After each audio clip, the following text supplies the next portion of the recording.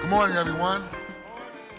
This is the public hearing and public meeting of the Committee of the Whole regarding bills number 260-199, 260-200, 260-201, 260-202, 260-203, 260-204, 260-205, 260-206, 260-208, 260-209, and resolution number 260-227. Ms. Lawhead, will you please call the roll and take attendance? Councilmember Squilla, Councilmember Gautier, Councilmember Jones, Councilmember Young, Councilmember Driscoll, Councilmember Lozada, Councilmember Bass, Councilmember Phillips, Councilmember O'Neill, Councilmember Gilmore Richardson, Councilmember Thomas, Councilmember Harity, Councilmember Ahmed, Councilmember Landau, Councilmember Brooks, Councilmember O'Rourke, Council President Johnson. Present.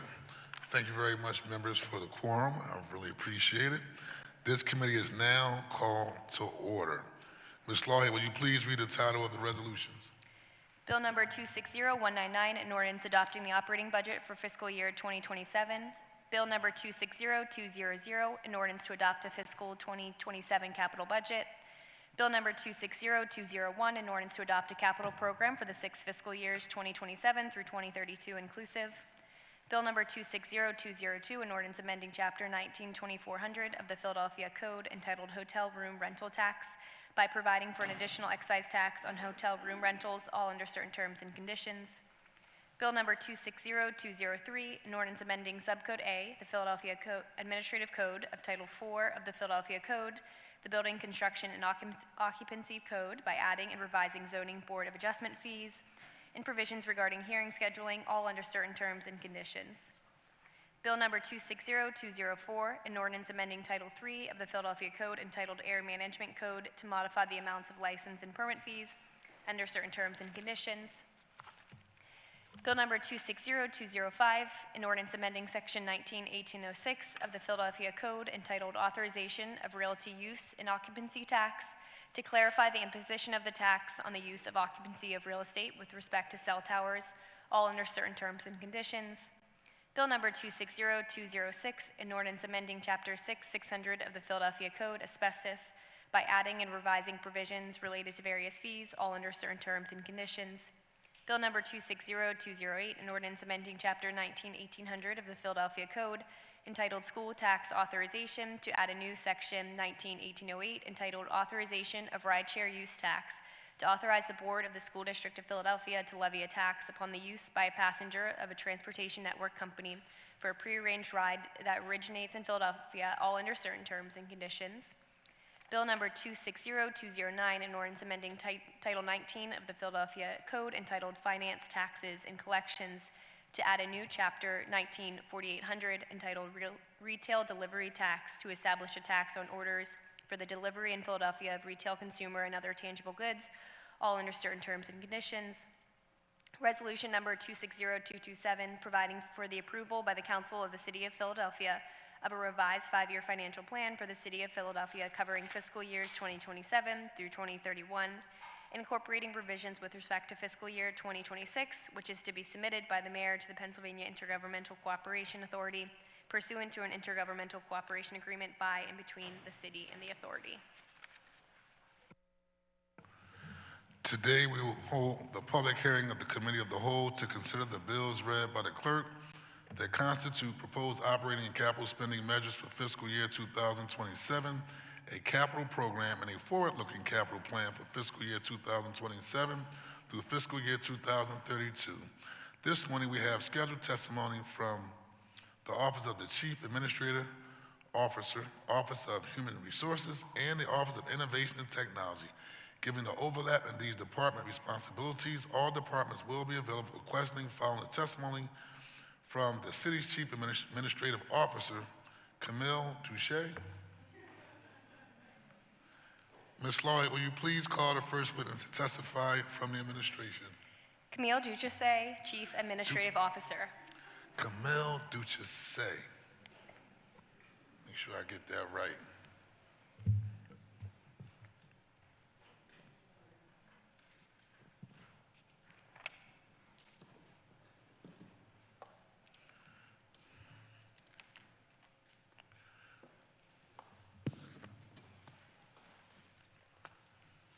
Good morning. Good morning.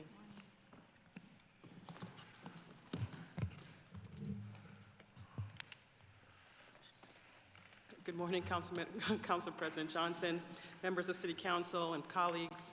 I am Camille Duchesset, the Chief Administrative Officer for the City of Philadelphia. I appear before you today to present budget priorities and strategic direction of the Office of the Chief Administrative Officer and departments within the CAO cluster for the upcoming fiscal year. The fiscal year 27 budget for the Office of the CAO is critical to fulfill the mission of the office to create and support conditions for city departments and workforce to deliver efficient, effective, and equitable city services while enhancing the quality of life for all residents and providing a government that residents can see, touch, and feel. Joining me today at the table are Candy Jones, our Chief Human Resource Officer, and Melissa Scott Walker, our Chief Information Officer, along with Ronald Hovey, our Procurement Commissioner, Jim Leonard, our Records Commissioner, as well as Melissa Andre, our OAR Director, Executive Director, Carol DeFries, our CCME Executive Director, Adrian Moore, our Executive Director for the Office for People with Disabilities. In the past year, we have realized service delivery and improvement by deploying digital workflow transformation solutions for several departments. We've streamlined the professional services contract and conformance process so vendors navigate fewer hurdles with clearer timelines, templates, and touch points, expanded upskilling and professional development through CCME and the Office of Talents and Employee Success, worked across departments to center accessibility, ensuring our digital services, facilities, and public communication are inclusive for people with disabilities.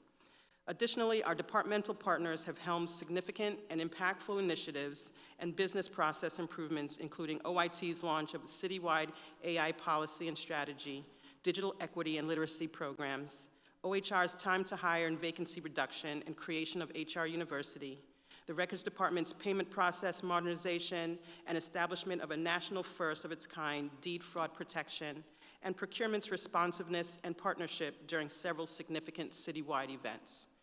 I am proud of the work of the CAO and its partner departments and ask that City Council support the proposed budget. Written testimony has been submitted for your review. We welcome any questions, and before we get started, I would also like to ask my colleague, Melissa Scott, to present testimony today. Thank you. Good morning, Council President Johnson, members of City Council. I'm Melissa Scott, the Chief Information Officer.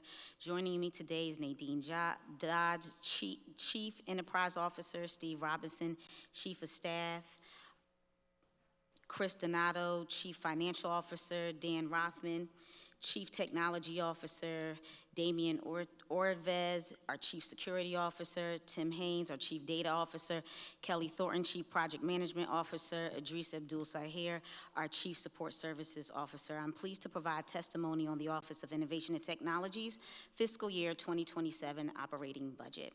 The Office of Innovation and Technology functions as City's central technology agency responsible for establishing and executing the city's IT strategy in direct alignment with the mayor's vision and departmental goals. OIT provides the digital infrastructure, systems, and services that enable secure, efficient, and effective government operations. For some of our plans for fiscal year 2027, 311 new mobile app, a new interface enhancement. The 311 mobile app introduces several new features designed to significantly improve the residents' experience and modernize service delivery. Residents will be able to submit service requests more intuitively through a mobile-first interface, including the ability to upload photos, use location services for precise issue reporting, and select clearly defined service categories. Scheduled to launch August 2026, it marks the city's first in-house mobile app application. Also, we are expanding PHL GovTV live streaming. This initiative establishes a reliable citywide live remote broadcast capabilities that extend our existing TV station beyond the studio directly into neighborhoods, events, and community spaces. It provides residents with more timely, accessible, and transparent information, strengthening engagement and trust. With built-in staffing redundancy, the model ensures consistent daily broadcasts and creates capacity to expand in additional programming such as community spotlights, emergency updates, and special event coverages. Also, the home application. Home mobile app application will provide Philadelphia residents with simple, centralized way to access home resources on a mobile device instead of navigating multiple offices or paper-based processes. This confusion, saves time, and makes it easier for working families to access critical housing support. In addition, we have our AI tools and governance. AI governance strategy of OIT establishes a framework that enhances its control, accountability. Each AI tool is required to undergo a comprehensive review process, which includes security evaluations, approval from the governance committee, risk assessments, final operational clearance prior to deployment. The utilization of AI is subject to ongoing monitoring, auditing, reporting, guaranteeing complete transparency and comprehensive oversight throughout OIT. IT security, the law department, the AI policy have all participated in publishing the AI policy, which published March 24th of this year, following a comprehensive review by OIT, security, legal, ethics, integrity, and law stakeholders. This strategy is anchored in 3 core principles: ethical utilization, robust governance frameworks, a data security, emphasizing bias reductions, human oversight, and stringent data protection measures. To facilitate this initiative, OIT is rolling out employee training on April 1st, establishing clear AI guidelines to ensure that staff comprehend how to use AI responsibly as a tool to augment, not substitute, their work. As far as our achievements, we have achieved the Power Up Tour. It's a citywide initiative that helps bridge the digital divide by distributing 500 free laptops and a host of 50 laptops to pre-registered residents in all 10 council districts. Since we launched the program, we have distributed 367 laptops. Power Up Philly Community Tech Expo, which occurred last Saturday, is a day dedicated to digital empowerment featuring key speakers, computer training, laptop distributions. Of 1,600 Philadelphians received laptops in partnership with Tempo and 70+ community organizations. OIT Digital Equity Team applied and received over $2 million in funding from PA Broadband Authority to increase capacity at 22 Philadelphia Park and Recreation Centers. The Digital Equity Team project manages those grants in coordination with PPR and the Capital Program Office. OIT has also launched an OIT Upskilling Training Program, a 5-layer workforce strategic plan. In 2025, OIT initiated a strategic workforce transformation focused on building consistency, resilience, capabilities. Key efforts include launching IT-based training to standardize skills, beginning upskilling programs aligned to modern IT demands, and implementing cross-training mentorship to reduce knowledge silos and operational risks. In addition, we also launched a citywide technical training. OIT enhanced the proficiency of all employees in utilizing a critical workplace tools by providing structure-led training on a suite workplace productivity tool. The program improved day-to-day productivity collaborations across departments by establishing a consistent baseline of digital skills through a phased implementation that began in March 2025. From March 2025 to 2026, we held 116 sessions, were conducted and training over 1,000 employees. The results indicated a significant impact with a net provider score of 83%, positive teaching rating, and 95% satisfaction, which surpasses industry standards and confirms that employees are acquiring the necessary skills to execute their jobs efficiently. And lastly, the 2026 mobile app, which has launched this month. OIT facilitated the development of 2026 Access Philly mobile app, a centralized platform created to facilitate Philadelphia's 2026 events, enabling residents, visitors, and attendees to explore, schedule, and participate in activities throughout the city. The application consolidates event listings, schedules, locations, and essential facts into a cohesive, friendly interface. Thank you. Thank you very much. Before I turn over to my members, just a couple questions. First, I'm going to start off with a statement. The IT department, Melissa, the work you have been doing in terms of the administration giving out the laptops, I think is great when it comes to bridging the digital divide. I know we've all, let's clap for that, y'all. And the reason why, I was having a conversation with someone the other day, and I've been elected official since 2008. Right, and we've never had a real strong push to, from my perspective, to bridge the digital divide here in the city of Philadelphia. You have some programs, a little bit here, a little bit there, but in terms of me being inside this body, and even when I was a state rep, like a concerted effort to put free laptops in the hands of our youth. And so I thought that was great, because y'all not only partner with council members, but then y'all popped up at Temple and said, not separate from just council members, anybody can come. Don't matter where you're at, you can come and participate. And so very, very was impressed with that this past weekend. And also, obviously, you know, I'm a supporter of the home plan, and I think the home app is great as a one-stop shop for individuals to take advantage of all the things that the home plan has to offer. So I think that's awesome as well. I want to go into under Human Services. I want to first and foremost commend the HR team for reducing the vacancies, right? And so how do we continue on that path of reducing the vacancies? What was the strategies that was used to actually go after and get more people hired? And then also with the One Philly initiative that you're going to create a position for a management tool to improve the process in which the city tracks vacancies. Tell us more about that as well.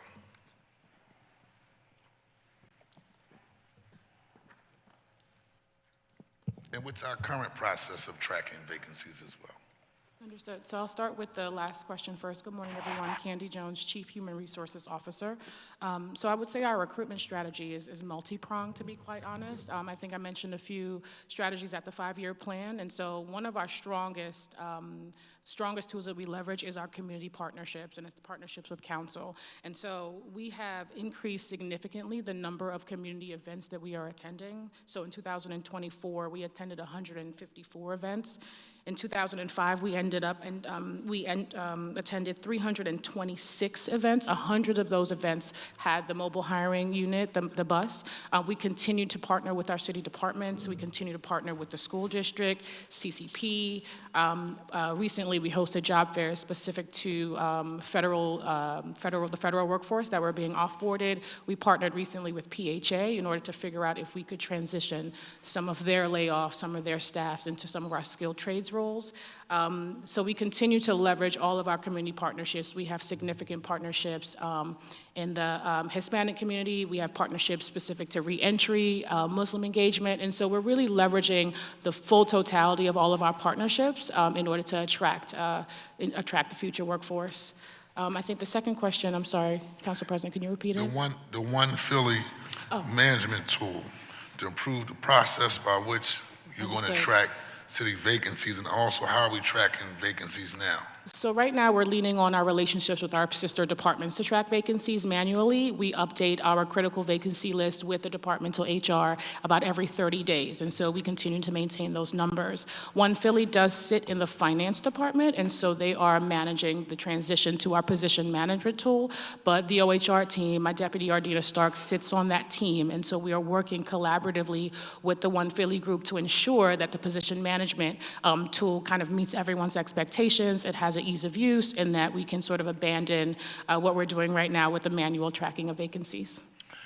In terms of civil service hiring, on average, how long is that process in terms of getting people hired through the civil service process? 'Cause we do get a lot of calls regarding individuals who, anxious about getting hired by the city of Philadelphia. And also, what's the current percentage of civil service eligible lists that are produced on or by the target date of when you want to get people hired? Understood. And so we're really excited about our time to hire numbers this go around. So as you remember, City Council generously funded our transition to a new applicant tracking system in last year's budget. That tracking system is called NeoGov. So it allows us to track our time to hire processes that we were tracking manually. It allows us to track our time to hire into the entire employee life cycle. So right now we're tracking about 100 days. Our goal is to be under 90 days, but what the system allows is we can compare ourselves to our peer jurisdictions that are also using the NeoGov system, and our peer jurisdictions are about 180 days. And so we're looking great. We're not happy with 100 days, but we're certainly on our way, well underway to make under 90 days in the future. And what's part of your strategy to kind of So it's make that? multi-pronged for that, Council President. So if everyone recalls, the time to hire process, there's ownerships at different parts in the process. So the beginning is the announcement period that OHR fully owns, which is where we announce the examinations. We pull it down, review the applications, and establish the eligible list. Then there's a portion that is on the department side, where they're requesting the names off of the eligible list and doing their candidate interview process. And so on the OHR side, we are looking at ways that we can shorten our time to hire, and so can we post jobs for a shorter period of time? Can we decrease the time to establish the eligible list, right? Leveraging more training and experience evaluations as opposed to written examinations. On the department side, we are working very, very closely with HR managers across the city. We've established CHRO circles where we're meeting with HR managers one-on-one in groups to talk to them about how they can improve their processes, how they can speed up their time to hire on their end. There is also some really great system gains for reducing time to hire on the departmental side. The new system does allow candidate text messaging, self-scheduling of interviews, and so we're really both streamlining our human processes, but also leveraging technologies in order to comprehensively reduce time to hire. Can you speak a little bit about centralized? Yeah, oh, sorry, thank you, Camille. So we're also looking at the employee, we're also looking at HR comprehensively, right? So when we're looking at HR Centers of Excellence, COEs, we're trying to identify what components right now that we have decentralized across the city that we are able to centralize and bring in under the Office of Human Resources in order to improve our processes, whether that be training, whether that is the separations process. How can the Office of Human Resources have additional oversight and bring those processes into the office in order to streamline our processes? And so we're doing kind of a comprehensive look right now of all of the HR Centers of Excellence to then make recommendations both in the short term and the strategic long term in order to improve the HR processes across the city. Okay. All right, thank you. Sure. I had a question regarding, there's $1 million requested for the CCME program. That's at community college. Just give us an idea regarding, to date, how many graduates graduated from the program, Give me an overview as you move forward in terms of what makes an individual qualified to participate and to be a fellow in the program as well. So the fellow program specifically is what you're Yes. asking? Okay. Thank you for the question, Council President. During the course of the first year and a half of our CCME program, we realized that the alignment that we intended for the program completers to move fairly seamlessly into municipal employment, particularly entry-level civil service positions, wasn't working as we wanted it to. There were some aspects of, there was more support needed. There were some aspects of the announcements weren't lining up exactly timing-wise with the completion of the program. And so we went kind of back to the lab and thought about how do we better support this transition, and we created the CCME Fellow. I'm very excited about the CCME Fellow because it does a couple of things. Number one, it allows us to create a transitional process. So for our completers, our participants who need a little bit more support. Just because you finish a program doesn't necessarily mean that you are ready to slide right into a full-time position and be successful. We want to make sure that when you finish a program, a CCME program, and you head off into your full-time employment with the city, that you're successful, that you're a coveted human resource asset. So we created the Fellow, which allows us to pull our completers, our participants, when they complete the program, into a transitional pre-entry-level position, full-time, permanent, with benefits. We can provide on practical experience. We're supporting different departments while also creating a very robust continuation of the professional development work that is needed in some cases.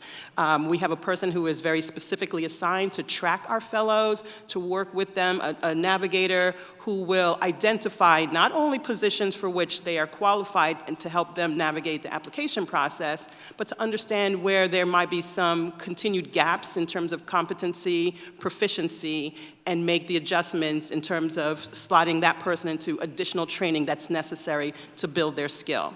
So we're very happy with the program. I believe the budget ask right now is about $1.5 million. We have already hired 3 CCME fellows. We are looking back at the first cohort of CCME completers to pull additional completers into the fellow program. As the program gets up and running, that first cohort is supporting our Philadelphia vendor cooperative or our vendor support unit, and it addresses 2 issues at this point. How many graduates have you had thus far through the program? Through those I believe we've and cohorts as well. I'm sorry? How many cohorts and graduates? So we're still in a process of the cohorts and the programs don't all end at the same time. Okay. So we are still in the process of the first cohort making its way through all of the different programs. There are different phases of the program that include some of our if you call them power skills or soft skills. Then we go into the kind of the technical program specific aspects of it. Some of our cohorts stay at CCP and continue their education, which we consider a win. And some of our participants do absolutely move on from the program, and either we're slotting them into our CCME fellow or they're being hired. And in some cases, they're going on to they decide not to accept or pursue municipal employment, or they pursue external employment opportunities. So what's the current number of graduates thus far? I believe the current graduate number is 47. Okay. All right. Thank you. Thank you very much. Chair recognizes Councilman Curtis Jones, Jr. Thank you, Mr. President. A couple of questions. I'm going to shoot them out because there is a clock. Number one, for OIT, what is the impact of artificial intelligence on the future of our workforce?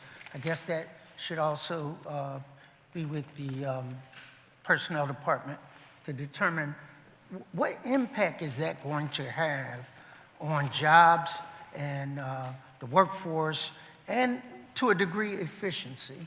That's question number one. Second question is for public property.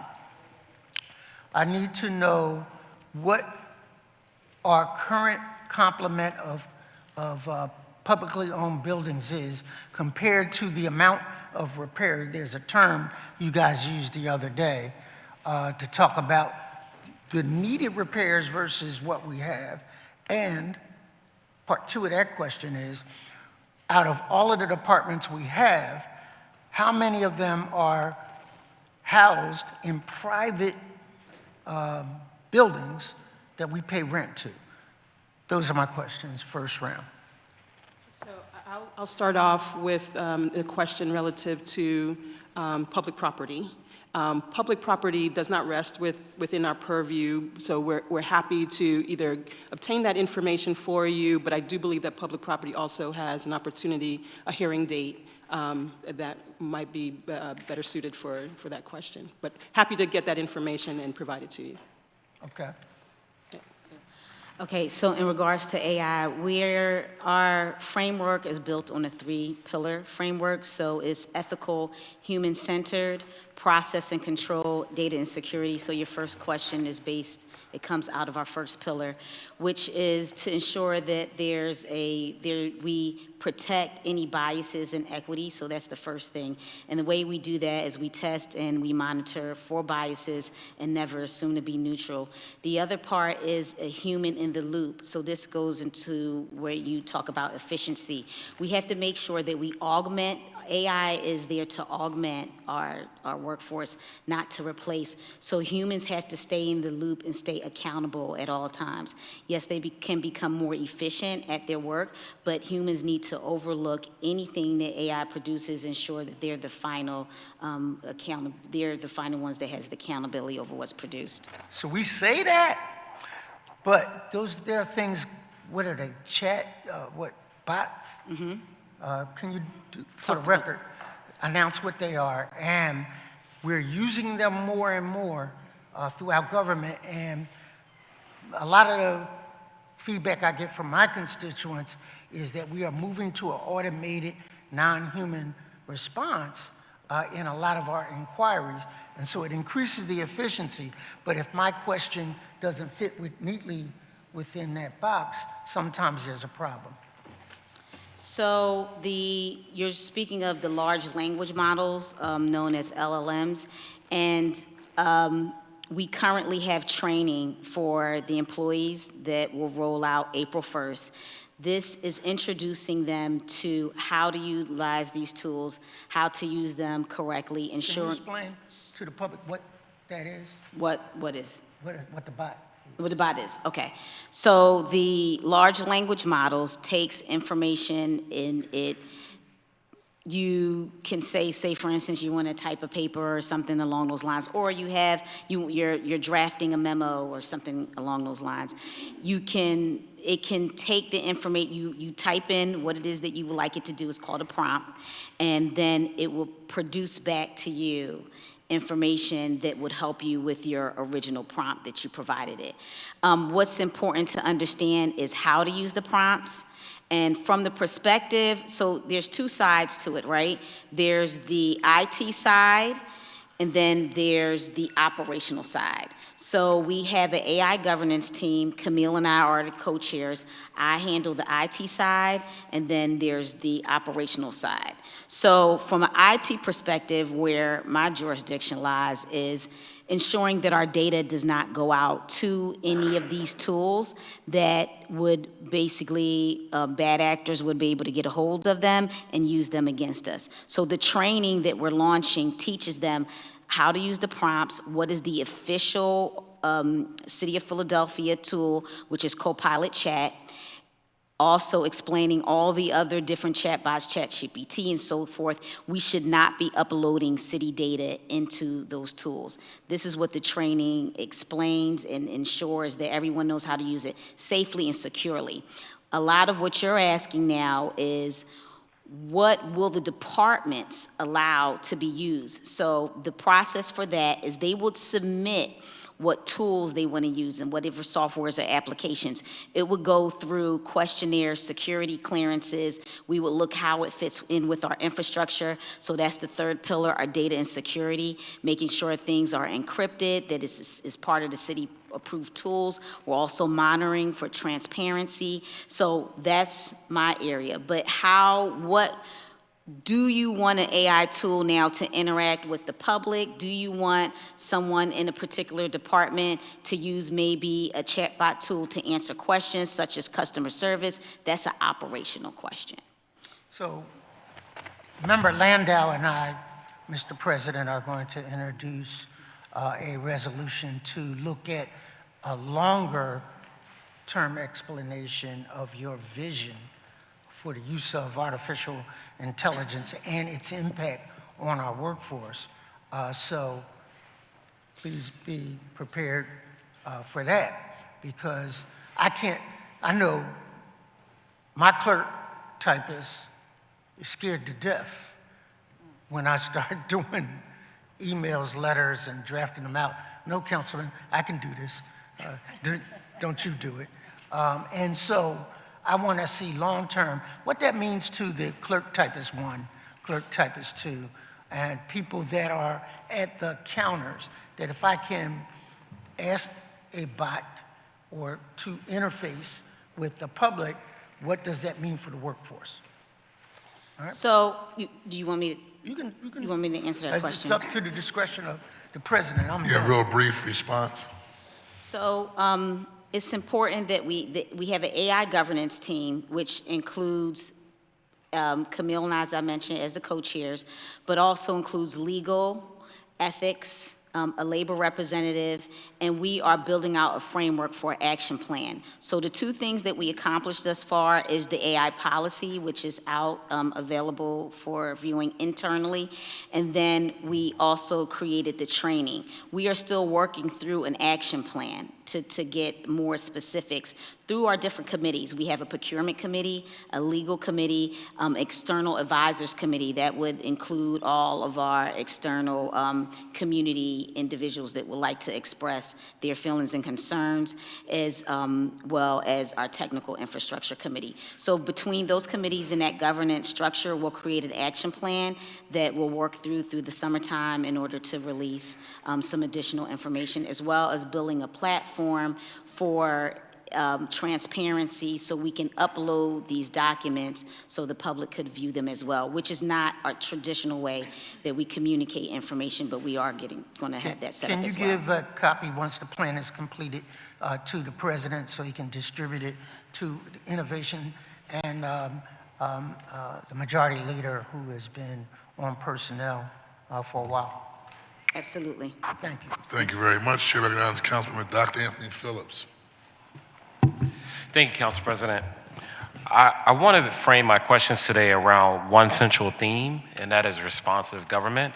Because at the end of the day, neighbors should experience government through departments that have outcomes. And we continue to see in our district that whether it's operations, hiring, we are seeing delays in service delivery and lack of clear communication. So I want to begin also by stating that I'm very thrilled that our Chief Information Technology Officer, Melissa Scott, has done an incredible job with giving laptops out to our communities. I think it was really innovative what was done at Temple recently, and I love the outwardness of the technology department. It is incredible. And then also I want to thank our Candy Jones, our Director of Human Resources, for doing an incredible job with working with some ideas that I shared around getting flyers out, right, images out on social media that we can share across our council district. My first question is for Camille. If you can just briefly describe to me what specific systems or protocols has CAO implemented to ensure cross-department coordination happens within defined timelines? Cross-department coordination within defined timelines? Yeah, so oftentimes many issues in our district require coordination across multiple departments, such as streets, for the water department, L&I, revenue, and others. When that coordination breaks down, residents experience delays, conflicting information, or no resolution. So your department is supposed to ensure efficiency among staffing. How are you ensuring that every department is supposed to communicate with each other, such as maybe sometimes streets has to coordinate better with water department to have efficiency? How are you making sure that those timelines are being worked on by these departments? Sure. Thank you, Councilmember Phillips, for the question. So we, as a result of Mayor Parker's executive order we created a system called Better Services PHL. It is a cross-departmental effort to improve service delivery to our residents. It allows us to create an interdisciplinary team to look at the various services that are delivered across all departments, be able to, where possible, coordinate the improvement of those services. So as an example, when we worked with our revenue partners, and they had multiple application processes that they were using for revenue support, tax support. We were able to work with that department to create a single application process that allows for any resident who might qualify for across multiple support systems and support opportunities to apply one time and be considered for all of the different programs for which they would be eligible. This approach to improving services is not exclusive to a department. Because we are looking across all departments, we're able to see the different services that are delivered, the functions of each department, and apply the efficiencies gained in one project across all departments. Would it be possible to get a commitment from you, just to follow up on that, from every single department to provide a one-pager where there's a clear understanding of service level agreements between the city and the service that they're providing for a neighbor, that we can distribute across our districts to say, if there's a pothole, the service level agreement is a 3-day response. If it's a cave-in, it may take up to 40 days. That way we could be very clear with residents how long it's gonna take for something to be done. So every council member, every state rep, every state senator does not have to call and say, I need to jump the line because the process is confusing for people and they've been waiting for so long. Yeah. So Councilmember Phillips, I think I'm going to do you one better. We are creating, and we are at the end of phase 1 of citywide service standards. And every department is going to commit to those service standards, which, to your point, would include what does timely remediation of an issue mean? So that there's one definition of that, and where every department is acquiescing to that service standard and going to be held accountable to that service standard. Thank you. I know I'm out of time, but I just want to also briefly say, if that could be also published on the city's website. Absolutely. As well, I still would like the one-pager. And then I would also just greatly encourage you all, if you can maybe send some of the people from your team to come by our city council offices and just sit for a week or a few days, just to really observe the type of calls that come in, and we can kind of share out the type of issues that we have trouble with, and maybe that can help with you thinking about how to improve these departments, because the departments are not always sharing the totality of their issues in the way that we experience them. So I appreciate that, and we're happy to do that. You know, just based on the conversation that we've had with you a few weeks ago, we were able to attend your town hall, and we began a project with the water department on communication. thank you so much. Appreciate you. Thank you. Chair recognizes Councilmember Jim Harity. Thank you, Council President. Good morning, everyone.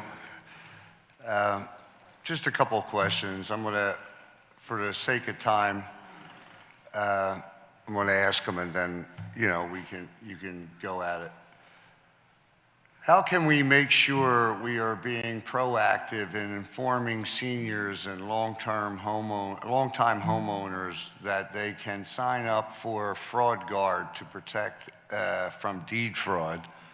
And is there a specific enrollment target or outreach strategy in 2027's plan?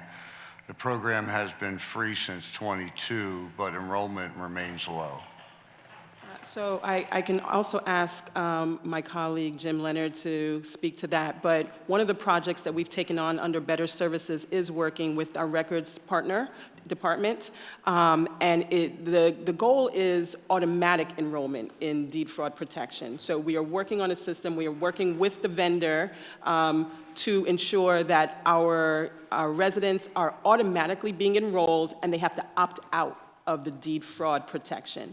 And so the goal really is 100%, unless a resident very specifically wants to opt out of the deed fraud protection. And I think that very much plays into some of the challenges our seniors may have with navigating the digital systems, so they don't have to do that. They're protected automatically. Yeah, that is really, really good to hear. Anything that we can automatically enroll our people in to give them a little bit of a savings, especially with some of the things we have planned in the budget, we got to start looking at trying to cut our citizens' cost and protect them, and this is a way we can also do both. So I'm Absolutely. happy with that.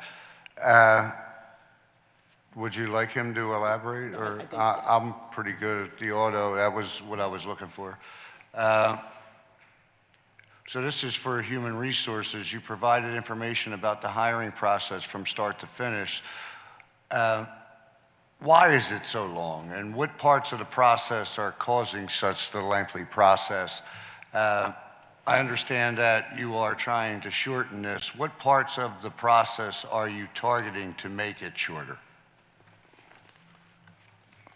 So I'm going to, thank you for the question. I'll go through the full process first and then talk about the parts then where we're looking at. So the beginning of the process for civil service positions at the job posting process, civil service regulations require us to post those jobs for at least 15 calendar days. And so it's posted online for 15, sometimes more days. Sometimes we open jobs longer so that we can align with recruitment efforts and things like that. So there's a portion of time there. When that application, when that announcement closes, we pull it down and then it is assigned to an analyst who goes through each application by hand to determine if folks are eligible for the role. We have not, to the AI question, we have not leveraged AI for that because it would be a detriment to our candidates, right? Some folks don't fill out their applications thoroughly. We have like a digital divide, and so we make sure that we go through those applications by hand. That adds time to the process. If we are administering examination, it can add more time, but most of our, I think about 75% of our announcements are training and experience evaluations right now, and so candidates are not coming in for a test. We establish that eligible list. Once the eligible list is established, departments are notified that it's established, and they have to request the names from that eligible list to fill their vacancies.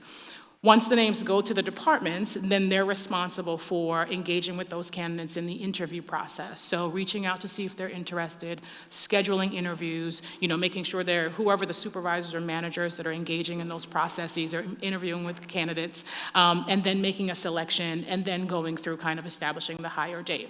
So that's the entire timeline of the process, where we're looking at about 100 days. What we're doing, 100 days, but that is compared to our peer jurisdictions, they're around 180 days. So we're proud of 100, we're not satisfied though. So what we're doing right now is looking at both the OHR-owned part of the process and the departmental-owned parts of the process to identify where we can close the gap. So can we work in partnership with the Civil Service Commission to change the required posting date to maybe 7, 8, whatever the days look like? Are there parts of our process on the front end that we can minimize? And then working with our departments, right, to figure out if there are parts of their processes that can be streamlined. The new applicant tracking system has a lot of technology that we're going to be leveraging, right? So candidate text messaging, self-scheduling for interviews, things that will speed up the process in getting that individual in front of a manager, interviewed and selected. And so we're looking at the entire life cycle to just figure out where there are places that we can narrow that window and still being in alignment with civil service regulations on our processes. We still want to present a very fair and equitable process for everyone, but we are looking at our process to identify those opportunities. Okay. I'll come back in the next round. Thank you, Council President. Thank you. Thank you. Councilmember Cindy Bass. Thank you, Mr. President. Good morning, everyone. How's everybody doing? I just had a couple of questions, and I really wanted to focus in on the use of technology. So when you were speaking earlier about human resources and the way we do things manually, and I get it. We need to protect the data. We need to make sure everything is safe and secure. But I have a lot of concern because in all of my time here in City Council, we have always been sort of lagging behind when it comes to technology and efficiencies. And we're still not there. And it doesn't feel like we're close to being there. And I know that there are efficiencies, for example, like the city of Baltimore. Point of information. I'm sorry. Since I've been council president, you all have charges underneath your desk. Just want to say that for the record. And we are so grateful that we do. Thank you, Member Bass. Please resume. So what I was saying, the city of Baltimore, has done some extraordinary work using AI and using technology around a really big problem that we have in the city of Philadelphia, which is illegal dumping. I know that the city of Miami has been using AI to address low-income housing. And so, and these are serious, significant issues that we face and challenges we deal with every single day. And it feels like we're not working to make ourselves, we're not working smarter. We're working hard, but we're not working really smart. So can we get a response on that? Sure. I'm going to start, but I will pass it to Melissa. So this is a rapidly changing environment, Yes. right? Yes. And we understand here you have exactly the issue that we face, this kind of dichotomy of approach. Hey, we really need to take full advantage of artificial intelligence, generative AI, but we need to do so in consideration of what is it going to do to the workforce? Are we replacing people with AI, right? And so the first thing that we need to do, I was doing a little research on this, there was a lot of fear when computers came to the workplace, right? I'm a fairly older person, and I used to do things in triplicate, and we used to type on a typewriter, and when the internet came about, we were very slow to allow folks to access the internet. We were fearful. Still. Yeah, right. This is another iteration of that, right? And Melissa and I had an opportunity to spend some time in San Jose, California, who really is doing a lot of progressive work and to some degree has created the foundation of how do you implement AI, particularly in government. And one of the things that's very important is that we first have to make sure that we're building a foundation that we're not making people fearful of AI, that they are using it responsibly, that we are using it as the tool that is intended to be. To the point that Council Member Jones made earlier, there's the idea that we can achieve efficiency, Yes, right? yes. And there's a lot of good work that's being done, a lot of good research that's being done out of the Federal Reserve on how do you identify those roles that are going to be most impacted by AI, right? And we're following along with that research, and we want to make sure that we are identifying spaces where you have roles that are going to have significant impact by AI. What does that efficiency allow that role to do? right? Not how do we replace the role, but how do we how do we take advantage of that role? So our very first, and I'll end with this, the very first thing that we needed to do was we really did need to stop, create a policy, at least an initial policy, to allow folks to use it, to become familiar with it, so that it's not a scary proposition as we move forward. Right. So my concern, and I know, Melissa, you're next, but I just to address your comments, my concern is that while we're, working at the pace that Philadelphia often works at, which is like, like snail pace, the world is moving on. Things are happening. Understood, yeah. And so it feels like we're just really, behind, and this technology is moving so fast. Agreed.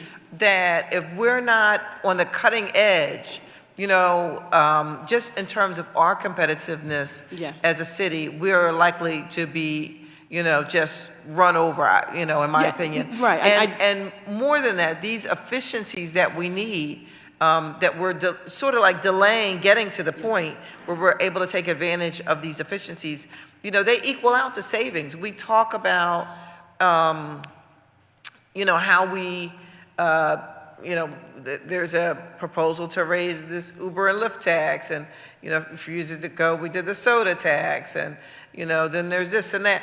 All these things that we don't have to do if we go to finding the efficiencies, and I believe that they're there, And I think even with the people, like making sure that we don't lose people, because we want to maintain, we don't want to put people out of work. Yeah. But at the same time, we can still help use those same people to go to the next level, is what I'm trying to say. And I will turn it over to Melissa, but I do want to make sure that I'm being clear. This was the first step, and we are very quickly, it may not feel like it to you, but we are very quickly establishing this first step so that we can move on to taking advantage of those efficiencies and using AI in a different way. So I'll turn it over to Melissa. But as you say, we're moving quickly. What does quickly look like? So quickly to me might not be quickly to you. So we have 35 AI tools already in use. Okay, so with all due respect, I'm not sure what Baltimore is doing, but I would beg to differ if they're more advanced than us. We have 250 illegal dumping cameras that uses a form of an AI feature. And I can share with you, so some departments are more advanced than others. Our department that is the most advanced in AI tools is our police department. So we have the body-worn cameras that does translation, AI audio. We have also a speech-to-text translation. We also have a drone detection classification AI tool. So we have a lot of our tools in policing are more advanced and they're using AI. I don't know if Baltimore has that. Well, we also have additional tools that we're using in regular day services. So we have the Copilot chat. We also there's some AI features in Salesforce. There's the Adobe Creative Cloud. We have Articulate 360, Synthesia. So we have some tools. What we're trying to do and what Camille is talking about is we're trying to get the rest of the departments caught up with maybe some of the departments that are more advanced. But on the record, I do not want us to leave here with the assumption that City of Philadelphia doesn't have any AI tools and we're starting from ground zero, because that is just not true. Well, that's not what I said, but Okay. yeah, that's not what I said. Oh. So, but what I'm saying here is that when it comes to efficiencies, that other people are using tools that, like, that I've researched. And listen, as somebody who, as a district council member, who is constantly calling about the same spots over and over again, if I call you one more time about the 5500 block of Sprague Street, that it needs to be cleaned up, because there's constant dumping, like it's ongoing. And for someone like myself, if we're using AI, it doesn't feel like we're making the progress that we should be making. That's my point. And it's not to blame anybody, but just to say that there are other ways of doing things, and I don't know how far along we are in them, but let's take a look. Let's keep our minds open, because there was, I don't know if anybody saw the piece on 60 Minutes this Sunday about the Philadelphia Navy Yard. Yes. it was shocking, it was horrifying, it was frightening, the report that they did on what's happening in terms of shipbuilding. And it wasn't really as much about Philadelphia. It was really about, sort of like a national situation, but it's based here in Philadelphia. And, it just talked about efficiencies. And again, we just need to figure out, how do we get from where we are right now to really being where I believe we can be on a global stage, not just on a national stage, on a global stage. There's only 2 manufacturing, like shipbuilding, locations in the entire country. We're one of them. So there's a lot of potential there, but there's no potential if we don't see it, if we don't think about it, if we don't use the technology that's out there. So I know the bell is rung, Mr. President. I'll come back around. I just want to say, as far as the example you gave was illegal dumping. We have 1,683 cameras in the city. I have a list here of how many cameras are in each council member's district. In your district, there's 183, and illegal dumping cameras are there. So if you're asking for more cameras to be established, we can definitely have a meeting about that. But the idea that Baltimore has some technology for illegal dumping that we do not have is just not. That's not what the point that I'm trying to make here. We are stuck on Baltimore. That is not what I'm trying to say here. I'm saying that I have 100-some cameras in my district, but I'm still calling about the exact same spots over and over and over again. So whatever technology we have, it's not enough, because whoever's dumping is coming back, and I don't think it's one person. It's become like a dump site. And so there's got to be a way to fix the problem, not just keep coming out, using city resources and picking up the trash, but how do we think beyond that so that at some point we're not just using the same resources to come out, pick up trash. Next week, I'm gonna come out, pick up the trash. Next week, like we have to think beyond where we are right now to try to fix this situation overall. And it's not about Baltimore's better. That's not what I'm saying. I'm born and raised here. I love my city. That's not what I'm saying at all. But I'm saying let's look at what other people have done in other cities, and let's try to see if there's something there that we can use. Absolutely. We agree that we want to take advantage of technology. And while we are taking advantage in some cases, again, this is an exploding tool, right, and solution to a lot of problems that we can look forward to. We do need to make sure that we are establishing a framework. And while it may not feel like it just yet, the fact that we've established that framework will allow us to now move forward with more rapidity and intentionality and input to leverage AI in ways similar to what you're suggesting. How can we're doing great work. How can we take advantage of AI to do better work? Exactly. Yes. Thank you. Thank you, Mr. So, President. in the UK, it says UK-based council deploying an AI CCTV tower with an ANPR to spot fly tipping, aiming to deter illegal dumping and to support prosecutions. So I think we all saying the same thing. And I think that's just a classic example of a case study of how we could possibly look at another country or a city to kind of model how AI is being used to tackle something that we're all very passionate about, which is illegal dumping, so we can have a safer, cleaner, greener Philadelphia. And so I think we're all on the same page. All right. Thank you very much. The chair recognizes. We'll all take that trip together, Council President. We could take that trip together. The chair recognizes Councilmember Dr. Nina Ahmed, then Councilman Rue Landau. Thank you, Council President. Good morning, everyone. Good to see you all. Thank you for all the work you've been doing to improve our city. I want to speak about contracting and the recent report that Pew put out, and which shows that you guys are working on this. However, I wanted to get some clarity on what's happening, and just to state the case that of more than 12,000 outside service contracts that the city signed between fiscal 2020 and January 2025, 90% were conformed, meaning approved, signed, and executed after their start date. When adding up the cost of the agreements during the period examined, the value of those late contracts total $3.4 billion. Think about that money circulating in our economy and what revenues we could have collected from that. So I'm very concerned, but we've been concerned for many years about this. And I know you are working to see with an outside consultant to see how we're addressing this, because the challenges particularly our nonprofit providers face can put them out of business, right? So if you would address that and tell us and give us an update on where we are and what is the timeline for the reform that's needed. Sure. So first of all, I thank you, Councilmember Ahmed, for the question and the opportunity to speak to it, because again, it's work that I think has been going on for the 2 years that Mayor Parker has been in the administration, has led the administration, and we are grateful for our partners at Pew and Bennett Midland who were able to put the resources to quantify the work that's being done.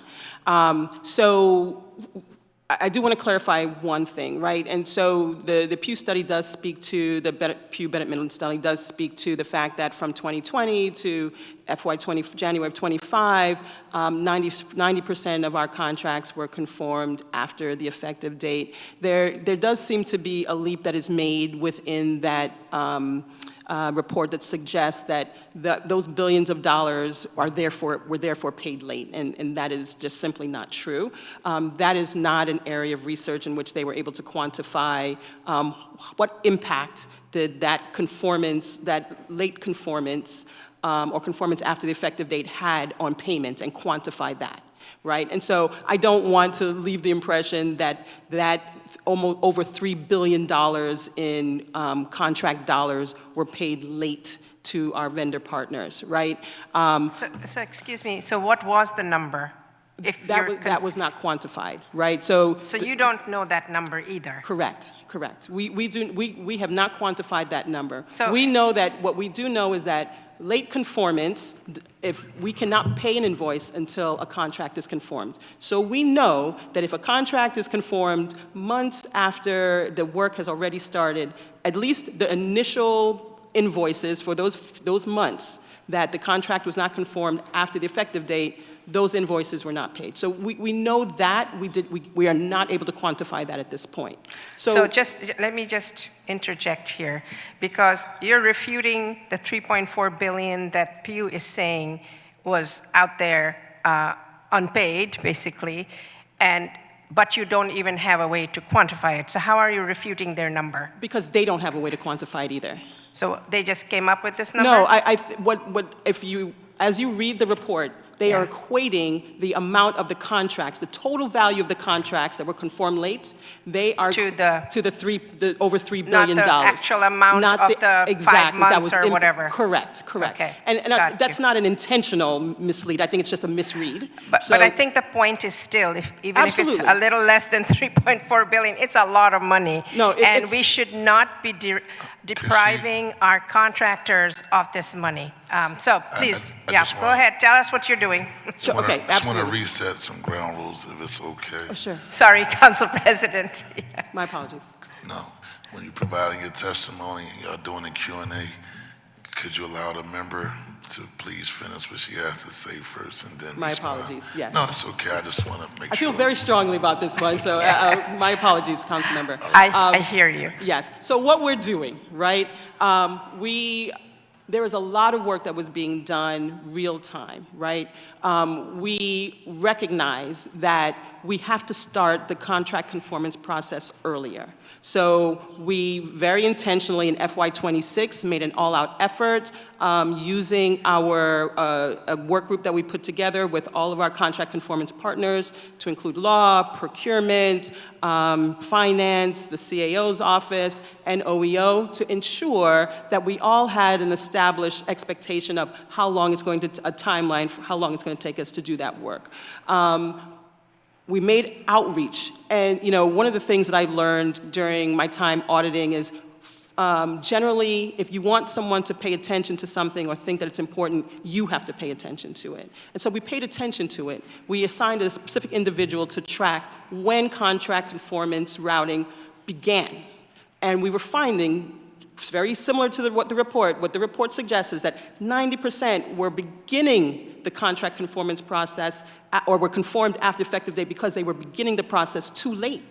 So we made sure that we were making outreach to our partners, our departmental partners, and we created kind of a individualized contact with them in to begin FY26. And what we realized this year in FY26 was that 76% of our professional services contracts began the contract conformance process earlier than they did in FY25, which was part of the research, right?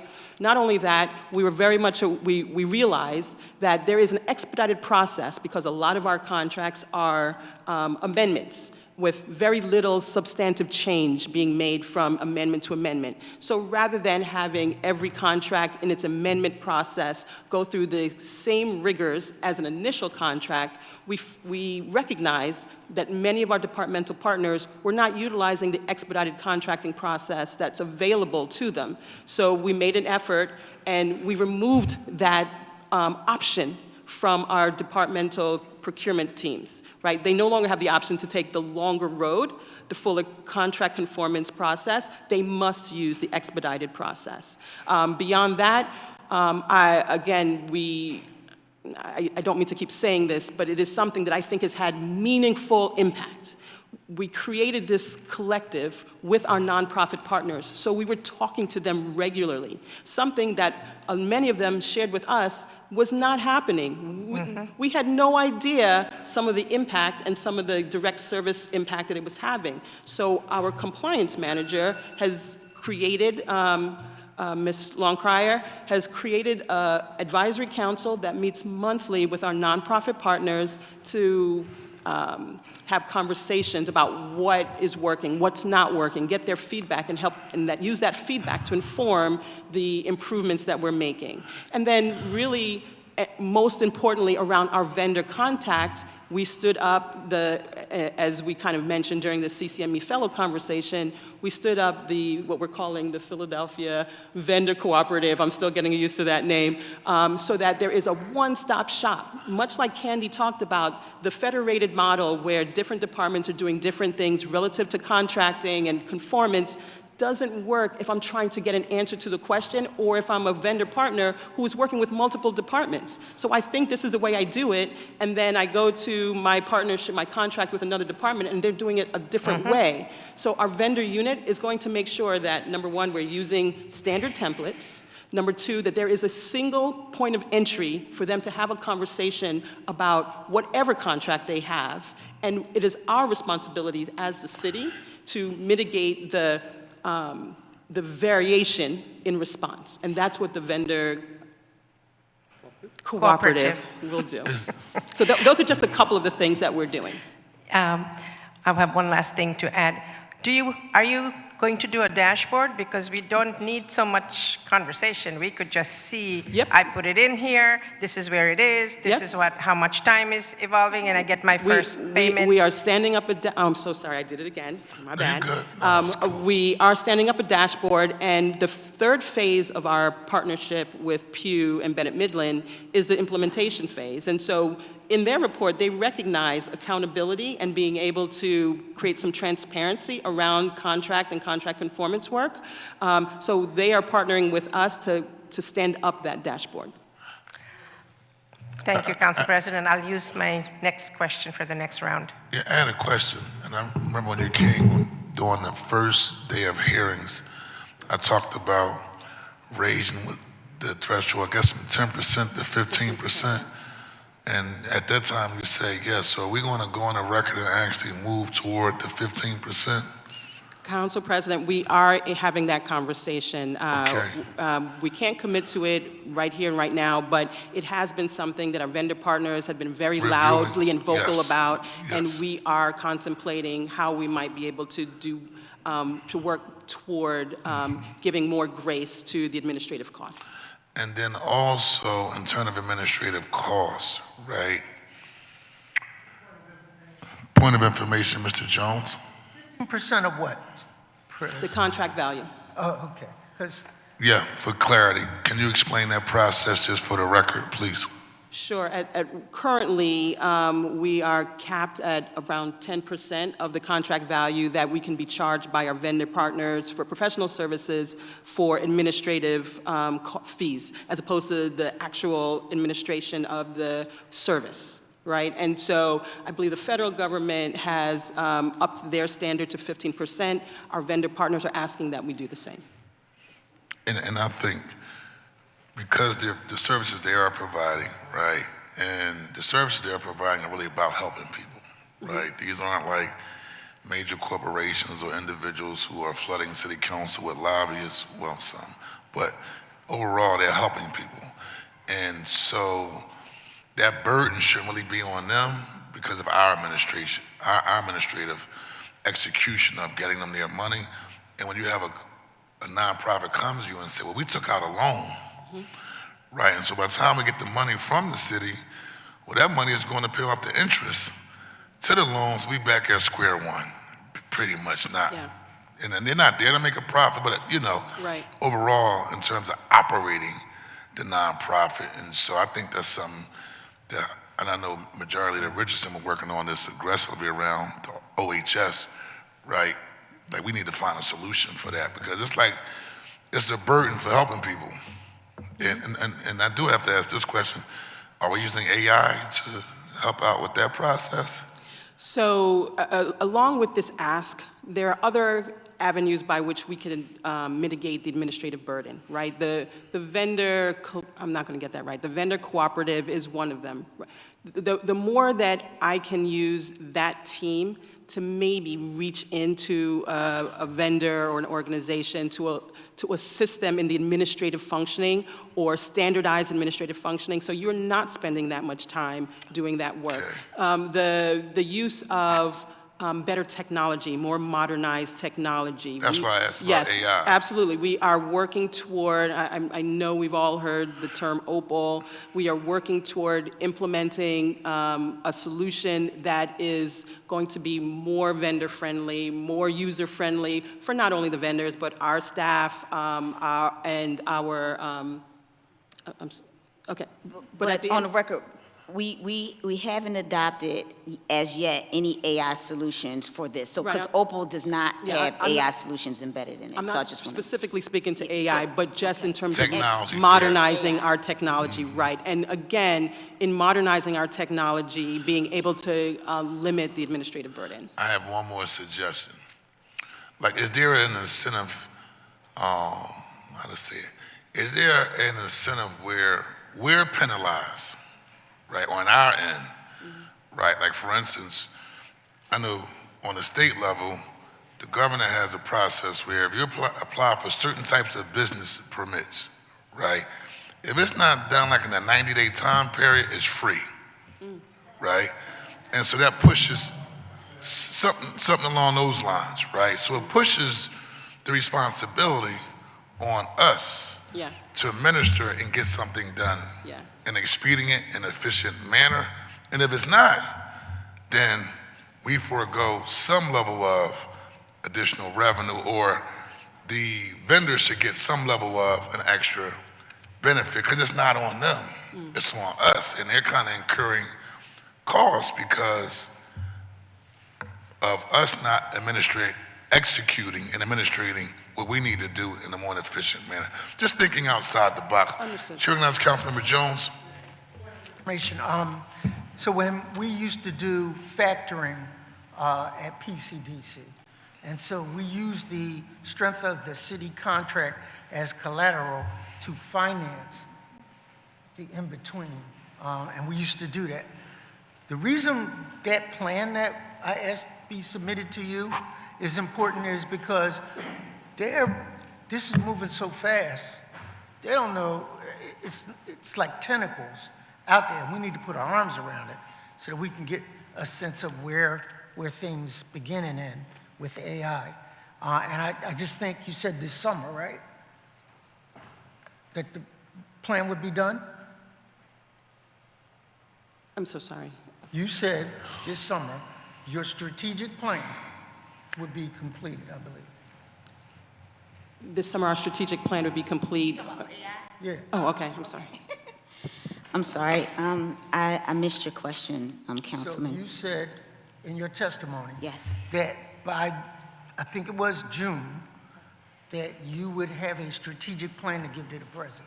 no, so we're working through the summer to complete, we don't have a firm deadline, a date as yet. So we're working on the strategic plan, our action plan through the summer, and we hope to get it to you by someone late in the year or somewhere within the summer. I don't want to give you an actual date just yet, and I don't have a firm date as far as when we're going, but we're working through it through the summer, so you can expect to hear from us, hear something back from us by end of summer as far as where we are with it. That we do owe you. Yeah, that plan is important, Mr. The President. plan is very important, and it is important to us, so we'll be working diligently to make sure, and we'll inform you by end of summer where we are in that regards. Thank you very much. Chair recognizes Councilmember Rulandow, then Councilmember Brooks. I'm sorry, Councilmember Driscoll, then Councilmember Brooks, then Young. Thank you so much, Council President. Most of my questions are for OIT and HR, but I did want to follow up on this contracting question by first giving many props to our majority leader, Kathy Gilmore Richardson, for doing all of this work of uncovering this issue of contracting and the fact that our amazing nonprofits are doing so much work for the city of Philadelphia. We're not getting paid. While we're talking about solutions, what is the possibility that the city could pay a significant portion of the contract up front so our nonprofits would not face the harm of not being paid? So front-loaded payments are restricted under the rules, and we've brought that idea with several workarounds to the controller's office, but the concept is still not allowable. Which rules? I believe I'm not certain if it's under the code or the charter, but they've told us it is restricted as under the current setting. Also, I did want to point out that we have made some significant and really notable progress on driving down the time going without a contract. So it's gone from 151 days to 51 days on average. So there are peaks and valleys, and there are still pain and suffering there, but it's significantly less. The all hands on deck has made some significant inroads, but that's due in large part to some very heavy manual lifting.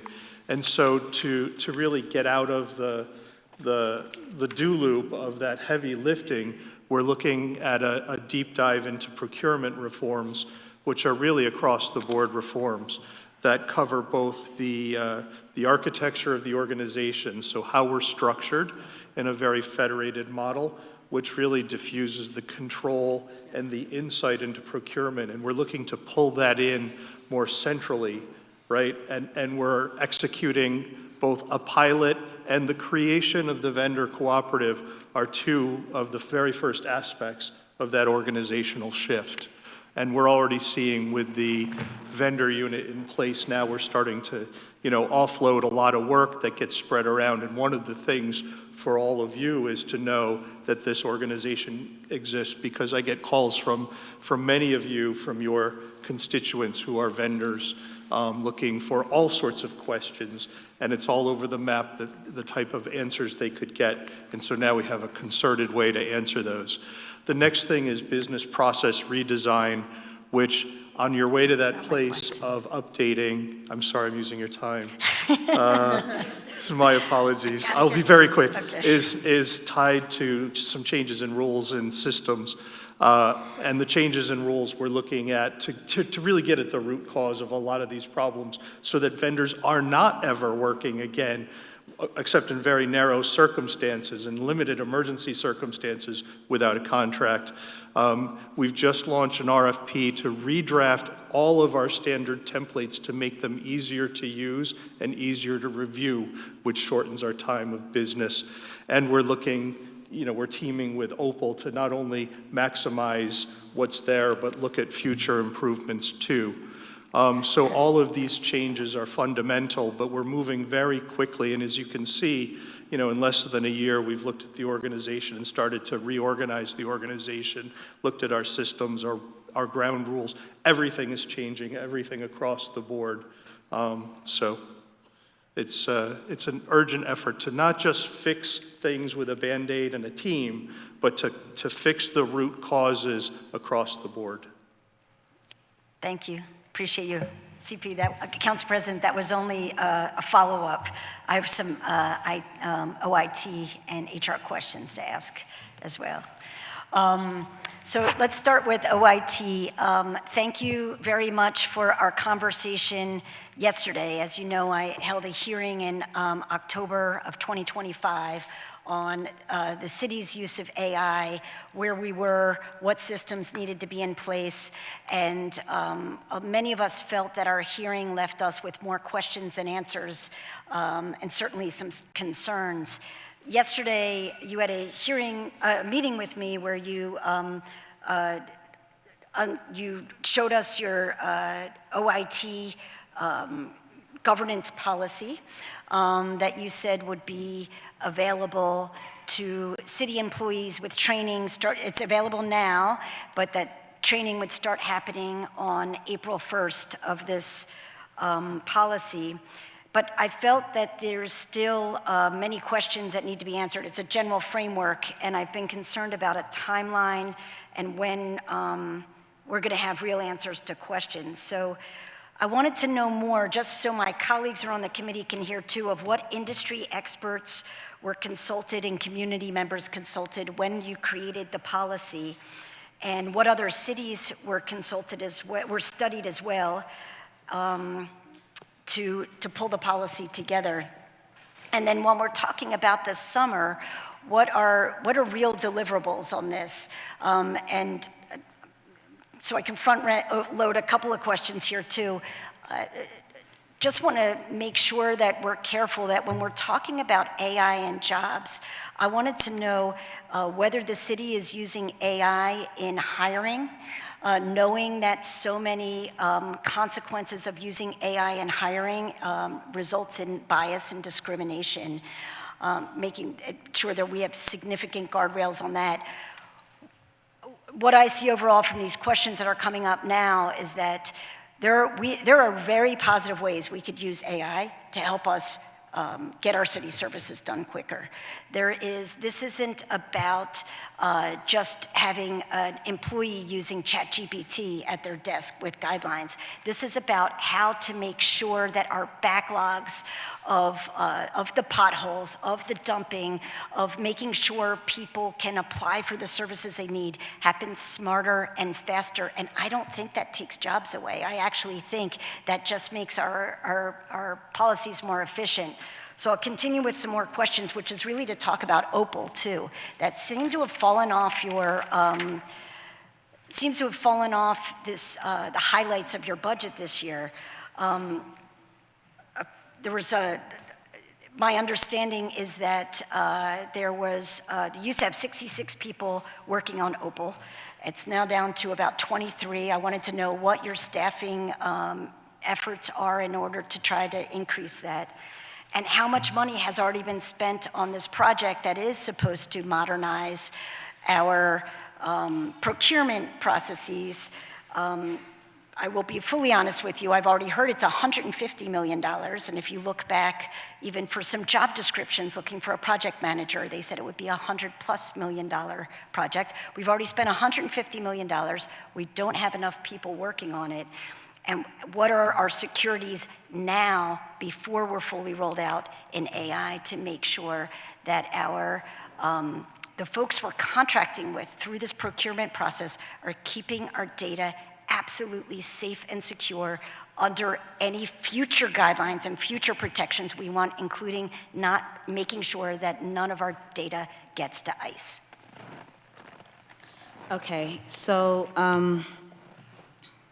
it's very packed. Yes. Unload. So let's first talk about the AI policy. So as you can see, the AI policy is very data-driven, right? It's written from how OIT normally we write our policies. And as I was mentioning earlier, our position is always about security, right? It's about how it integrates with our systems, protecting our systems, so bad actors don't get in, and so data also doesn't go out where it's not supposed to go.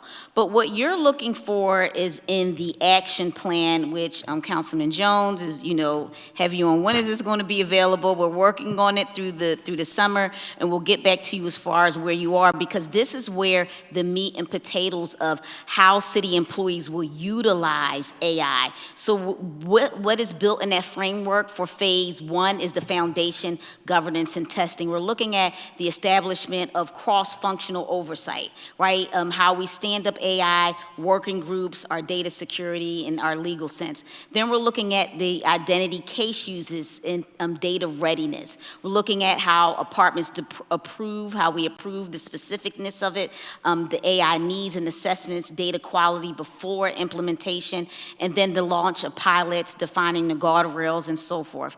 But the phase 2 portion is where the workforce establishes their standard tools, delivering role-based training, issuing clear guidelines on approval AI usage, as well as how we track the impact via performance dashboards, monitoring KPIs, and so forth, and how the city determines which department should be using what, especially when it interfaces a resident.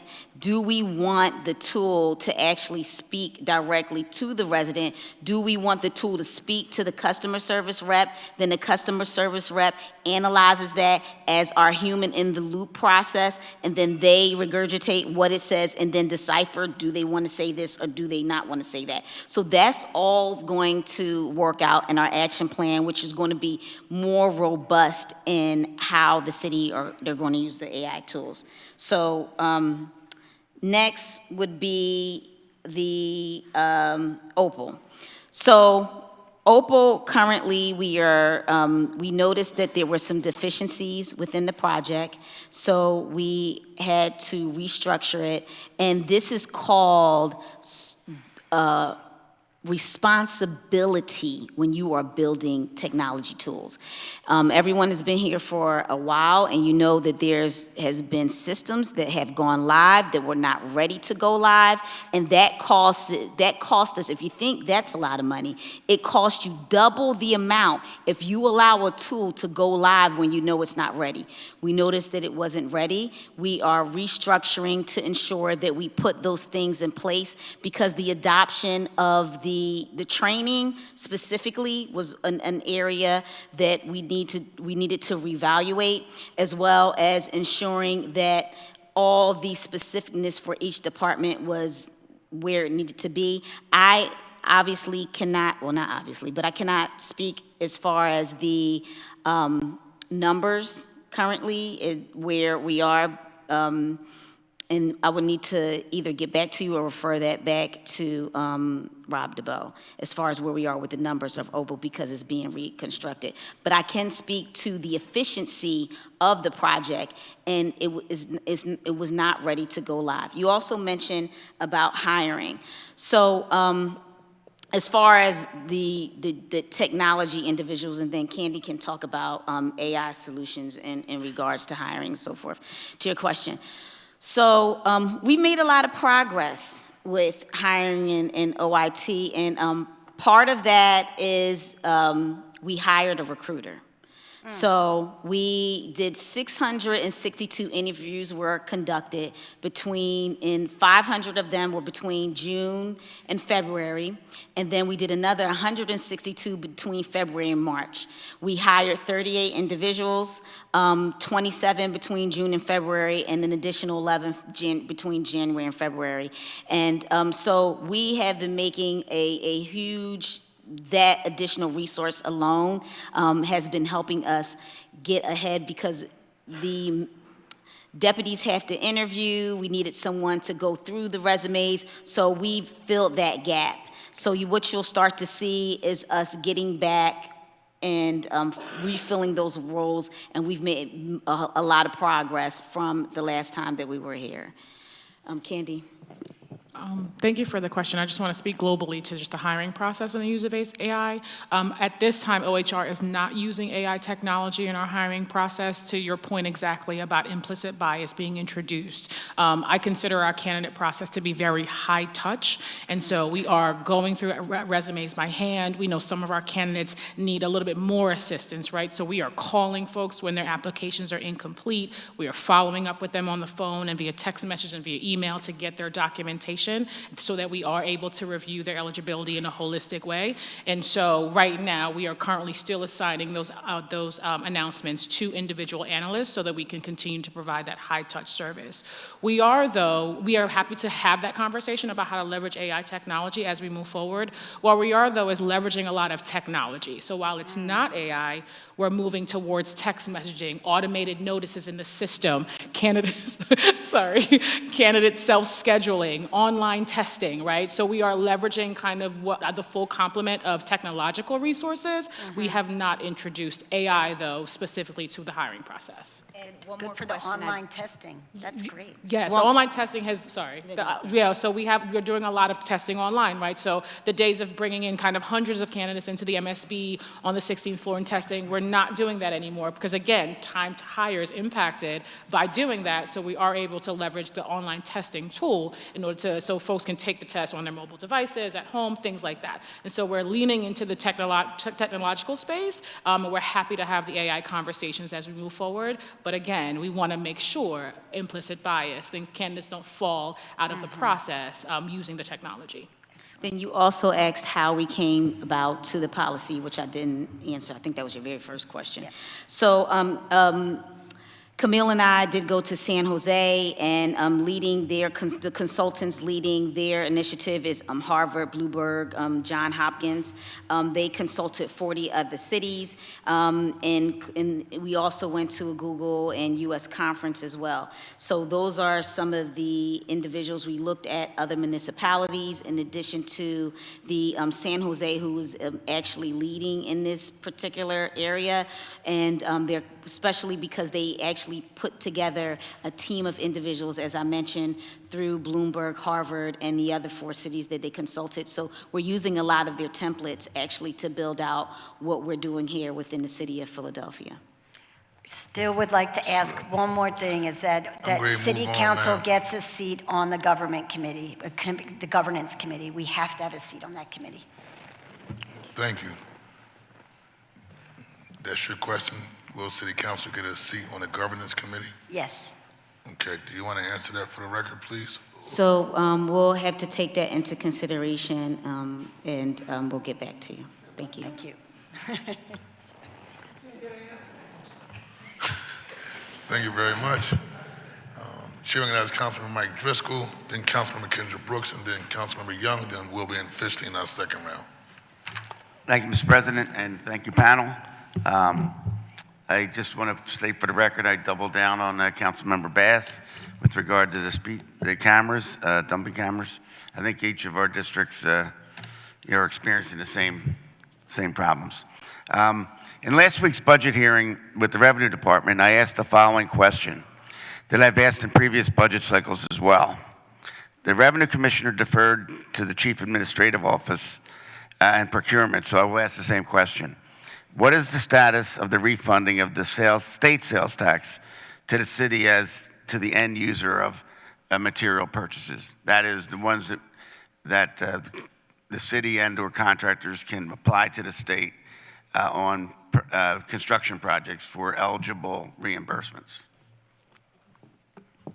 Thank you, Councilmember Driscoll, for the question. So in response to the ask last year, we conducted a review of a sample of our invoices to determine if we were paying inappropriately paying sales tax. And what we were able to glean from that sample is that in 0 instances were we paying that sales tax.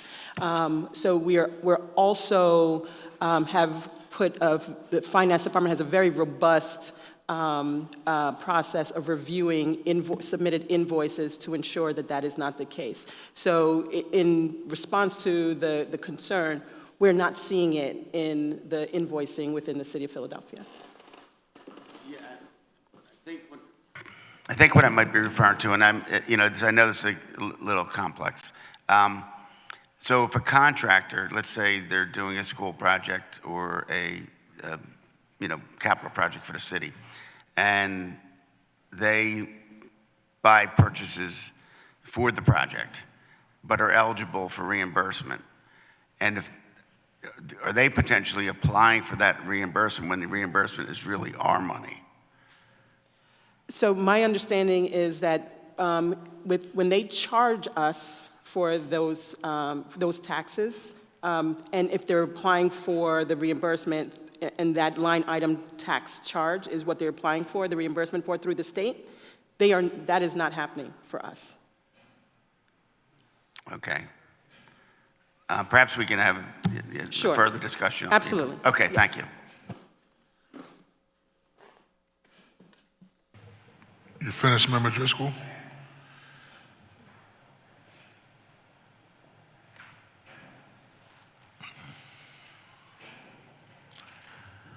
I made a mistake, but I'm gonna keep this thing moving. Just be patient with me. Yeah, she was already sitting there. It's Member Richardson, then Brooks, then Young, and then we're officially in the second round. Apologize, Member Brooks, it was moving fast.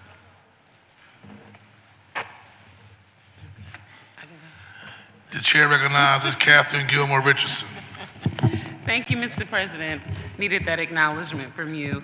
And thank you all so much for all of your work. You know, I have to start with my thank you, so please don't count the thank yous against my time. So for this morning, for CAO Camille, you know, we've worked together very, very closely over the last 18 to 24 months. But I appreciate your thoughtful collaboration. And Jahira Longcrier, you brought her up earlier, your procurement and compliance manager. She has done yeoman's work on the contracts and the contract process. I really wanted you to say the words Tiger Team earlier when you were responding to Councilmember Ahmad. Also to OHR, Candy Jones, thank you so much for your commitment and ongoing work, even in the midst of the joy of motherhood. Janine Labletta for her work with the CTE preference and helping young people access city employment. Lisa Pace and Ajee Young, we look forward to collaborating with them on our events on our community side. And then for OIT, they're rarely recognized, but they are always behind the scenes working with us. First to Melissa Scott and your team. We are excited about the Power Up 2.0 tour. This will be my first, to provide access to technology to vulnerable communities. And then Channel 64. They do so much more than just broadcast our hearings and our stated meetings, but Ed Harris, Mark McLaughlin, Mike Vivas, Cody Sy, and Tim Toohey.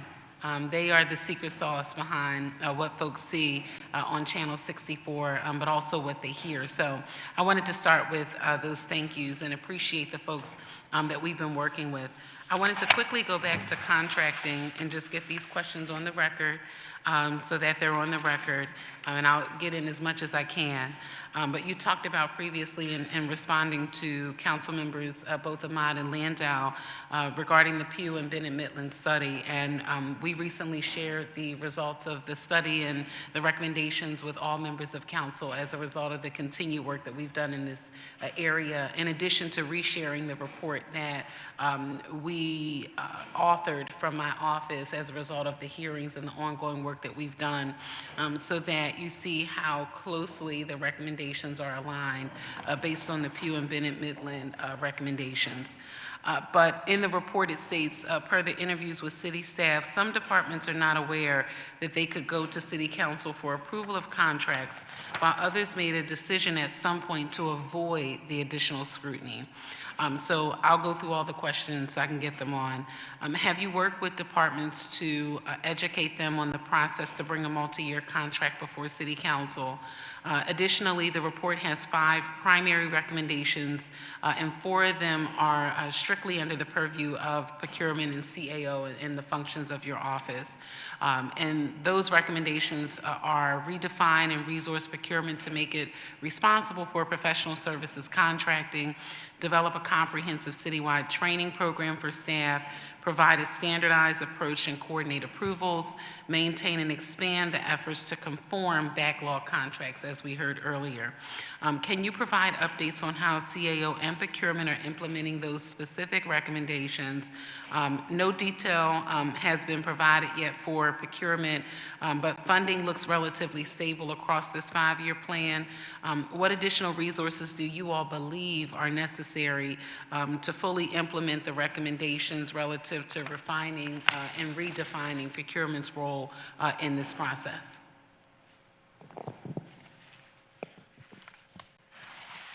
Thank you, Council Member. So with regard to those comments, they dovetail nicely with a number of the general reforms that we're trying to implement.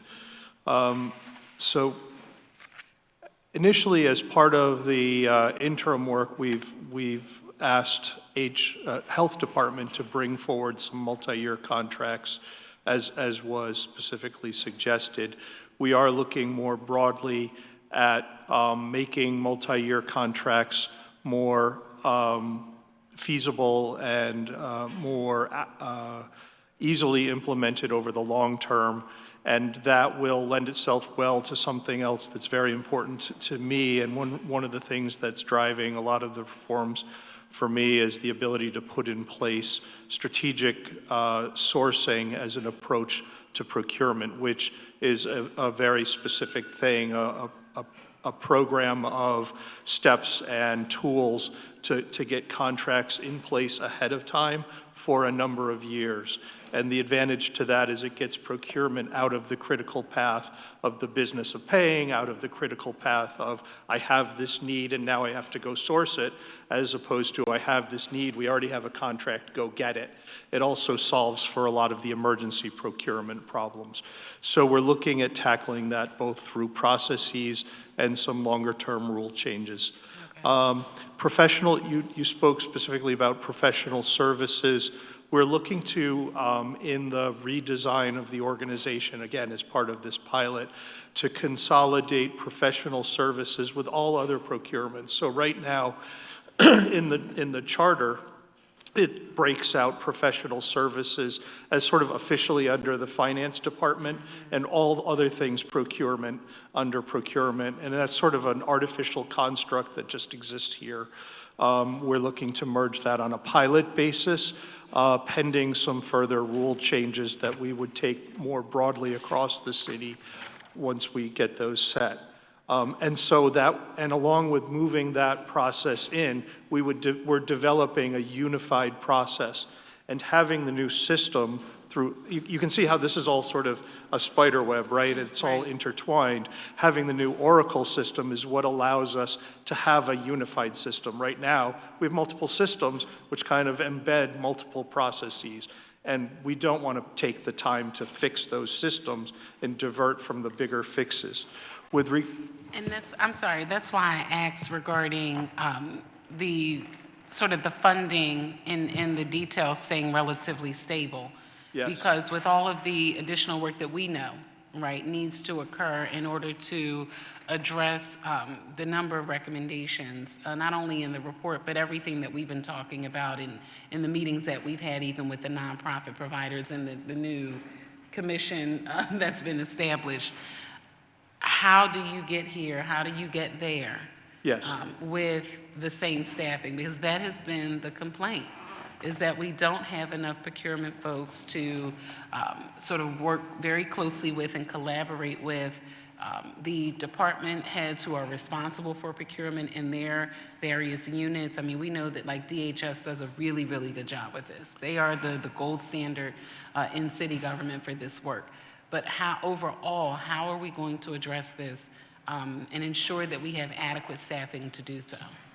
So the problem is that we have a lot of redundancy in terms of numbers of people which when consolidated, I think will go a long ways, with unified systems, go a long ways towards resolving a lot of our problems. And having led organizations that do similar work at a similar volume, I know that so I look at our organization, which when I came here was about 39 people, we had 51 slots. With the vendor management unit, we're upward of 58 now. I held in reserve for the first couple of months several of those slots as I was deciding what to do with the position and the structure. But in the first year, because we'll be moving some of those tasks inside, but not just the tasks, but possibly the folks doing those tasks and consolidating that and rearranging the work. The first effort was to move the structure, the functions, the work together. I envision that there might be the need for some marginal increase in funding. I don't know exactly what that will be, but it won't come into play for another 12 months because we have other things to do first to get that organization in place. And I do have a margin of about 9 positions with which to change the leadership structure. And is that just under procurement? Is that under procurement and CAO, or is it just under procurement? Because I have a question. That's why I'm trying to understand this. So those are procurement positions.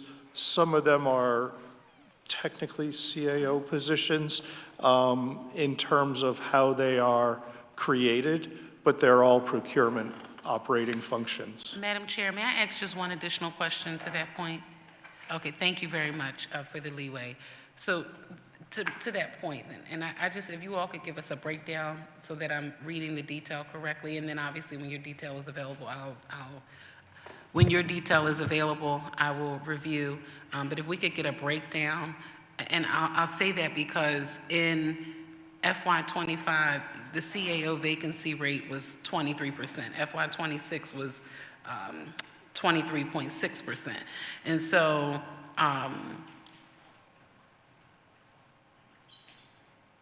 you all are trying to do an increase for FY27. So I'm wondering if that increase is for what you are describing, because you all are requesting an additional 28 positions, which would then increase your class 100 by another $2.1 million, but the department is only 76.4% staff. So I'm trying to make sense of the numbers. You understand what I'm trying to do? Okay, and that's why I'm trying to see whether it's technically procurement or CAO. So the additional positions that we asked for are very specifically to support the CCME fellow.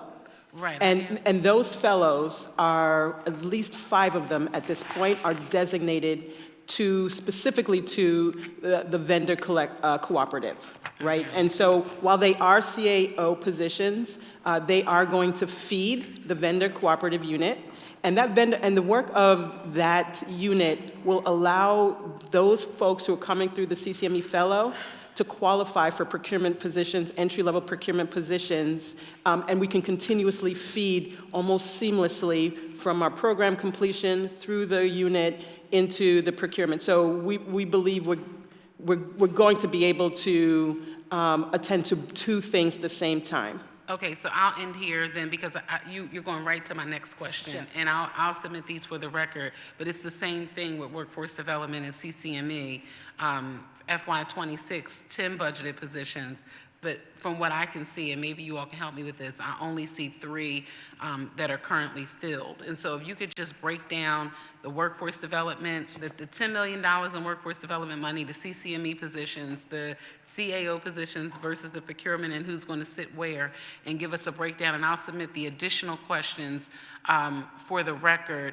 But I do have questions even going back to the 10 million for the CCME and how that falls into the budgeted positions versus the ones that are currently filled, the ones that are not, and then budgeting additional $1 million for the positions outside of the CCME fellows position. So if you could just give us a description and update and then breakdown for CAO, procurement, workforce development, CCME, so that I can understand the flow. Because it could be a thing where I'm just not seeing it fully because we don't have the procurement detail yet.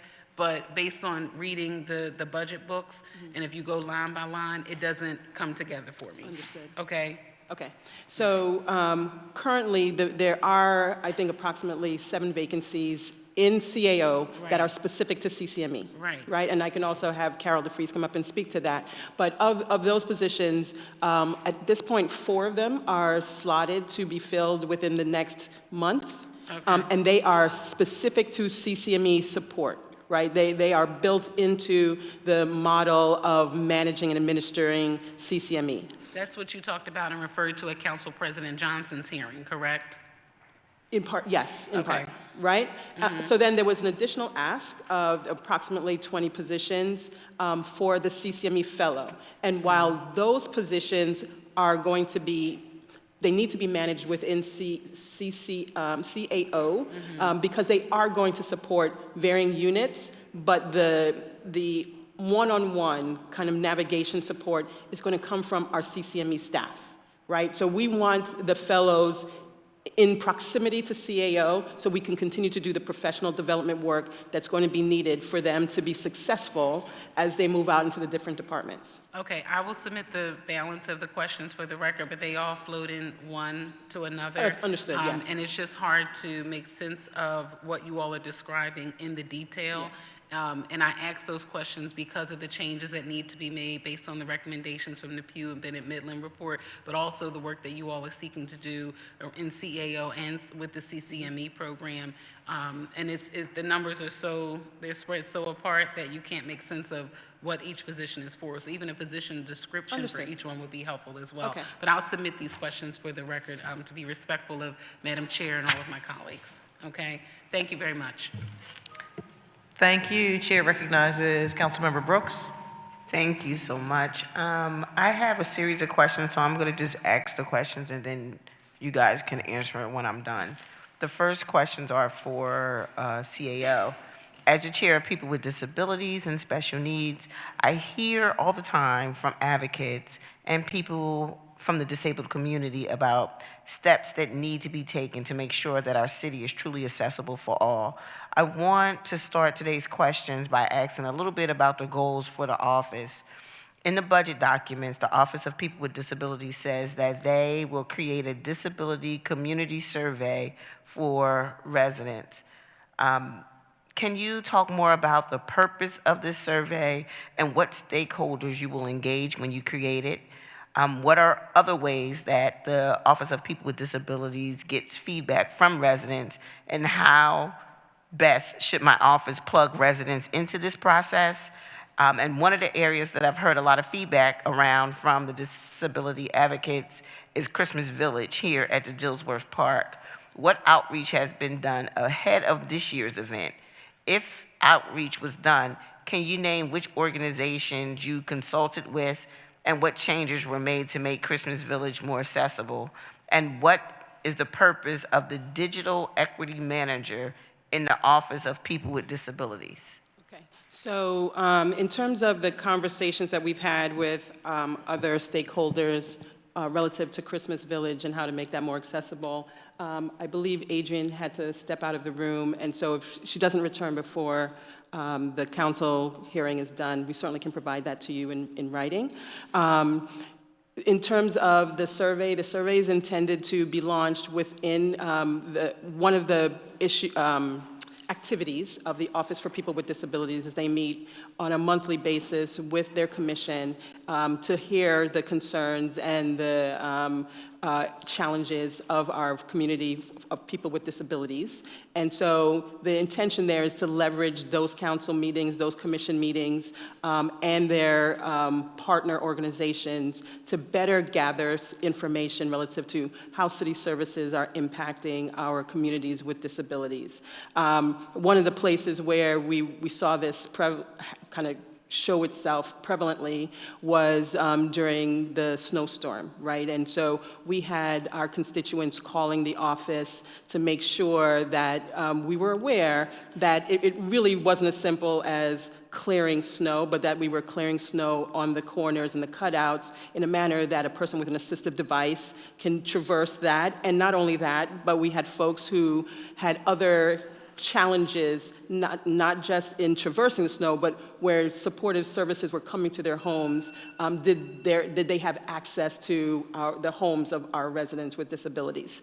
And so partnering with our other departments, I know Adrian has partnered now with Carlton Williams to ensure that there is a weight that is put on the scheduling of how we're clearing snow relative to the activity and data that we have around where our folks with disabilities are most frequently traversing, right? And what those needs are. I'm sorry, the other question was around Christmas Village. Christmas Village, which I will have to provide you that The information later. digital equity manager? And the digital equity, thank you. The digital equity manager, so I think as most of you may know, there is a responsibility due to a change in ADA that as of 2026, that any digital communication, that it meets a certain standard for accessibility. And so that's a pretty hefty lift, right? We've been doing, our OIT partners have been doing a lot of work, our Office for People with Disabilities, along with our law department, have been doing a lot of work to make sure that we are training our staff, number one, but number two, making the changes to existing communications, digital communications, so that they are accessible and meet the ADA requirement, compliance requirement. And while a lot of work has been done, there's a lot of work still to do, and the digital equity manager is going to be responsible for coordinating that ongoing work, making sure that the training stays an ongoing presence in the workspace, so that we're not creating more digital communication that is inconsistent with the standard. Is that information being then funneled through the disability, the Office of People with Disabilities, through those convenings that you host? Correct. Okay. Yes. And then methodology for improvement comes out of that committee? Correct. And the other question was about which organizations are connected directly through the membership of that commission? Sure. Again, when Adrian is able to return to the hearing room, I would be able to provide that, or we can provide that to you in writing after the council. Thank you. Madam Chair, can I ask my IT questions? Okay. This is for the Office of Information and Technology. The Premier One or P1 database that the city uses holds a lot of sensitive data about our city's interactions with Philadelphia information that ICE could use to abduct or detain people. Does any data from this system get sent to ICE or other federal agencies on a regular or automatic basis? Or must the federal government make specific requests for this information? For example, if ICE or other parts of the federal government make requests for this information, what is the process for determining the responses to those requests? And how do we ensure that we are only responding when legally required? If I have a question about the AI policy for the city, in your budget detail, you say that the policy was released on March the 24th, but after looking through the city's website, it seems that the data was not met or is not there. Can you confirm that you do have a new data set, or if you don't, when do you plan to roll that out? And my other question is, what are the systems that you have in place for a comprehensive review process for all AI tools? Who is involved in this governance committee? And what is it tasked with? What is tasked with that approval? And my last question is, are there currently departments that are using AI that you can describe what it's using for? And I think Councilmember Landau kind of got to that a little bit. Yes. So in regards to your first question about Premier One, there's strict rules that the city has as far as sharing data. I will have to defer to law with any processes or anything in regards to that. We take our orders from law, and that's how it's disseminated. So we would defer our questions to law. The AI policy has been up March 24th on the intranet.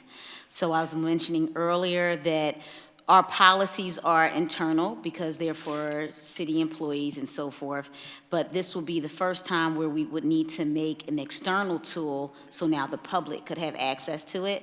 So that will be part of our conversation this summer as we work through our action plan. So you look forward to hearing more about that and how we're going to get now the information out to the public. The governance committee, as I mentioned, includes it includes law, integrity, ethics, OIT, and the labor representative. But we also have areas for committees, which is the procurement committee, legal, and then external advisors as well, as far as a committee, and then technical and infrastructure committee as well. So that's the actual foundation. And you mentioned, there was one more question. The last question, I think. The inventory. Yes. Yes. So we have 36 AI tools, and we will, when we release we're working on how to release this to the public, of course. So during the summer, when we're working on our action plan, we'll work on getting the inventory together to be released. But we do you also mentioned how do we go through the process of vetting. So OIT has already had a vetting process for all technology tools, where it goes through something called Project Health Check. It goes through a security analysis, but there's several questionnaires that have to be filled out. So we review the questionnaires with if it's a vendor or however the tools are being administered to come into the city. And we look at, from a security process, data, how it matches with our infrastructure. So that process has already been in place prior to AI. But we have added in features to ensure that we're laser focused on AI tools coming into the city.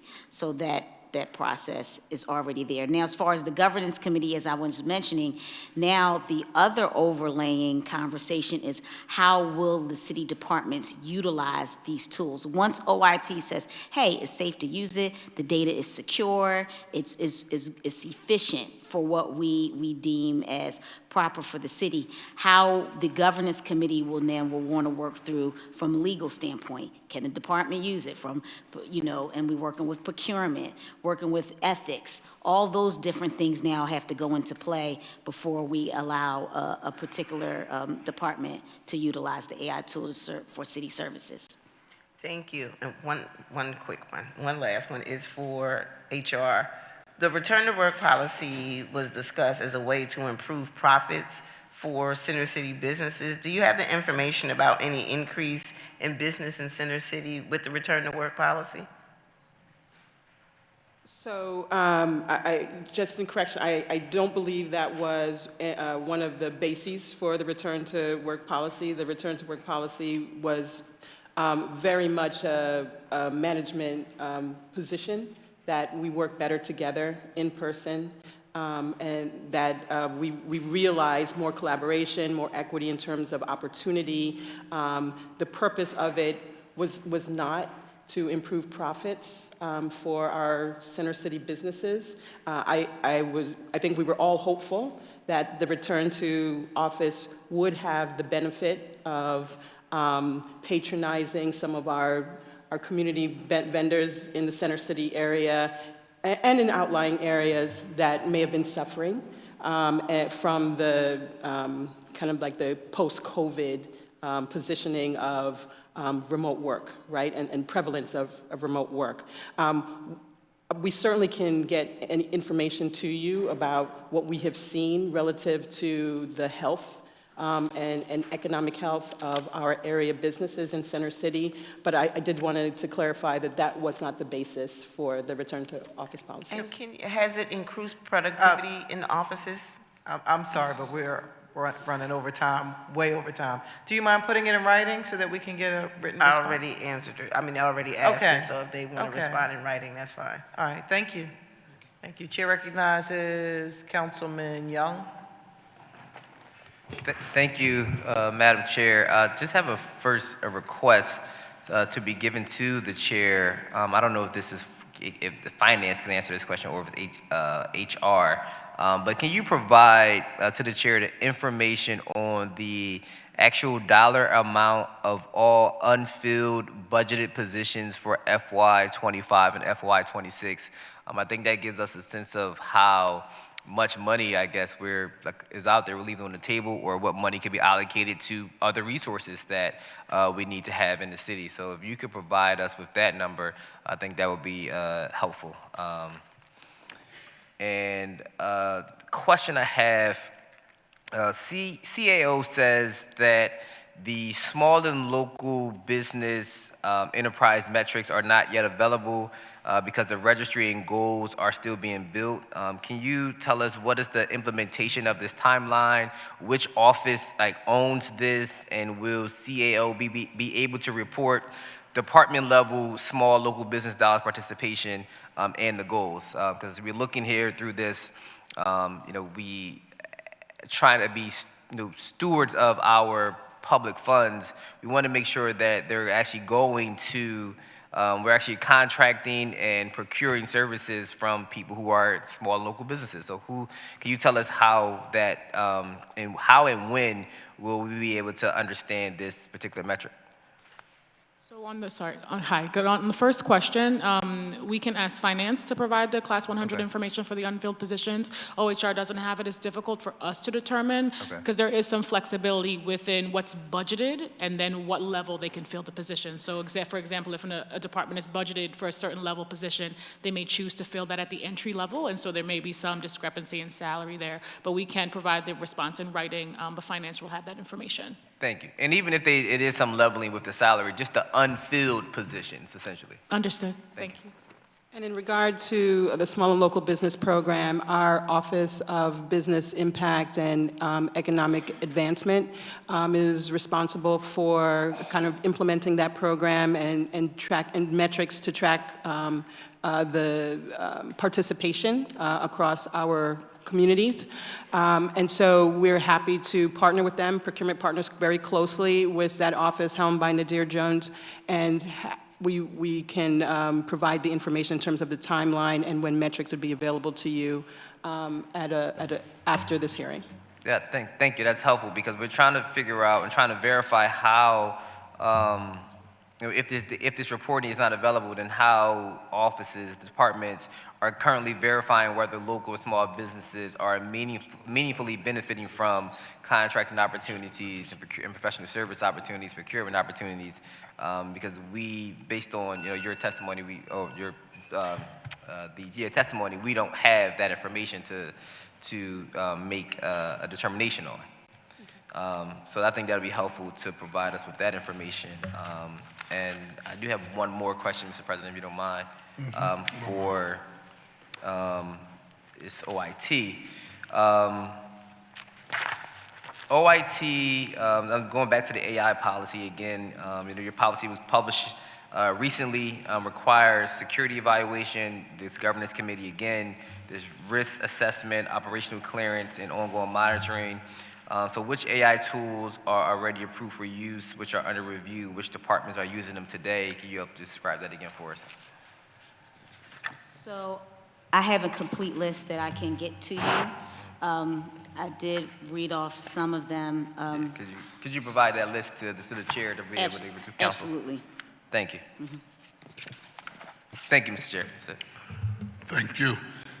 So we're going to break for lunch from 12:30 to 1:30, but members, do you have additional questions for a second round when you want the three panelists to come back in the next round? I mean, I have more questions if necessary. Any other members? Could you speak into the microphone? I can't hear you. You have a couple questions. Could you please come back after lunch briefly? And then we also have, in the afternoon session, Office of Public Property and Fleet Services. And so we see everybody back at 1:30. Thank you very much. We are at recess.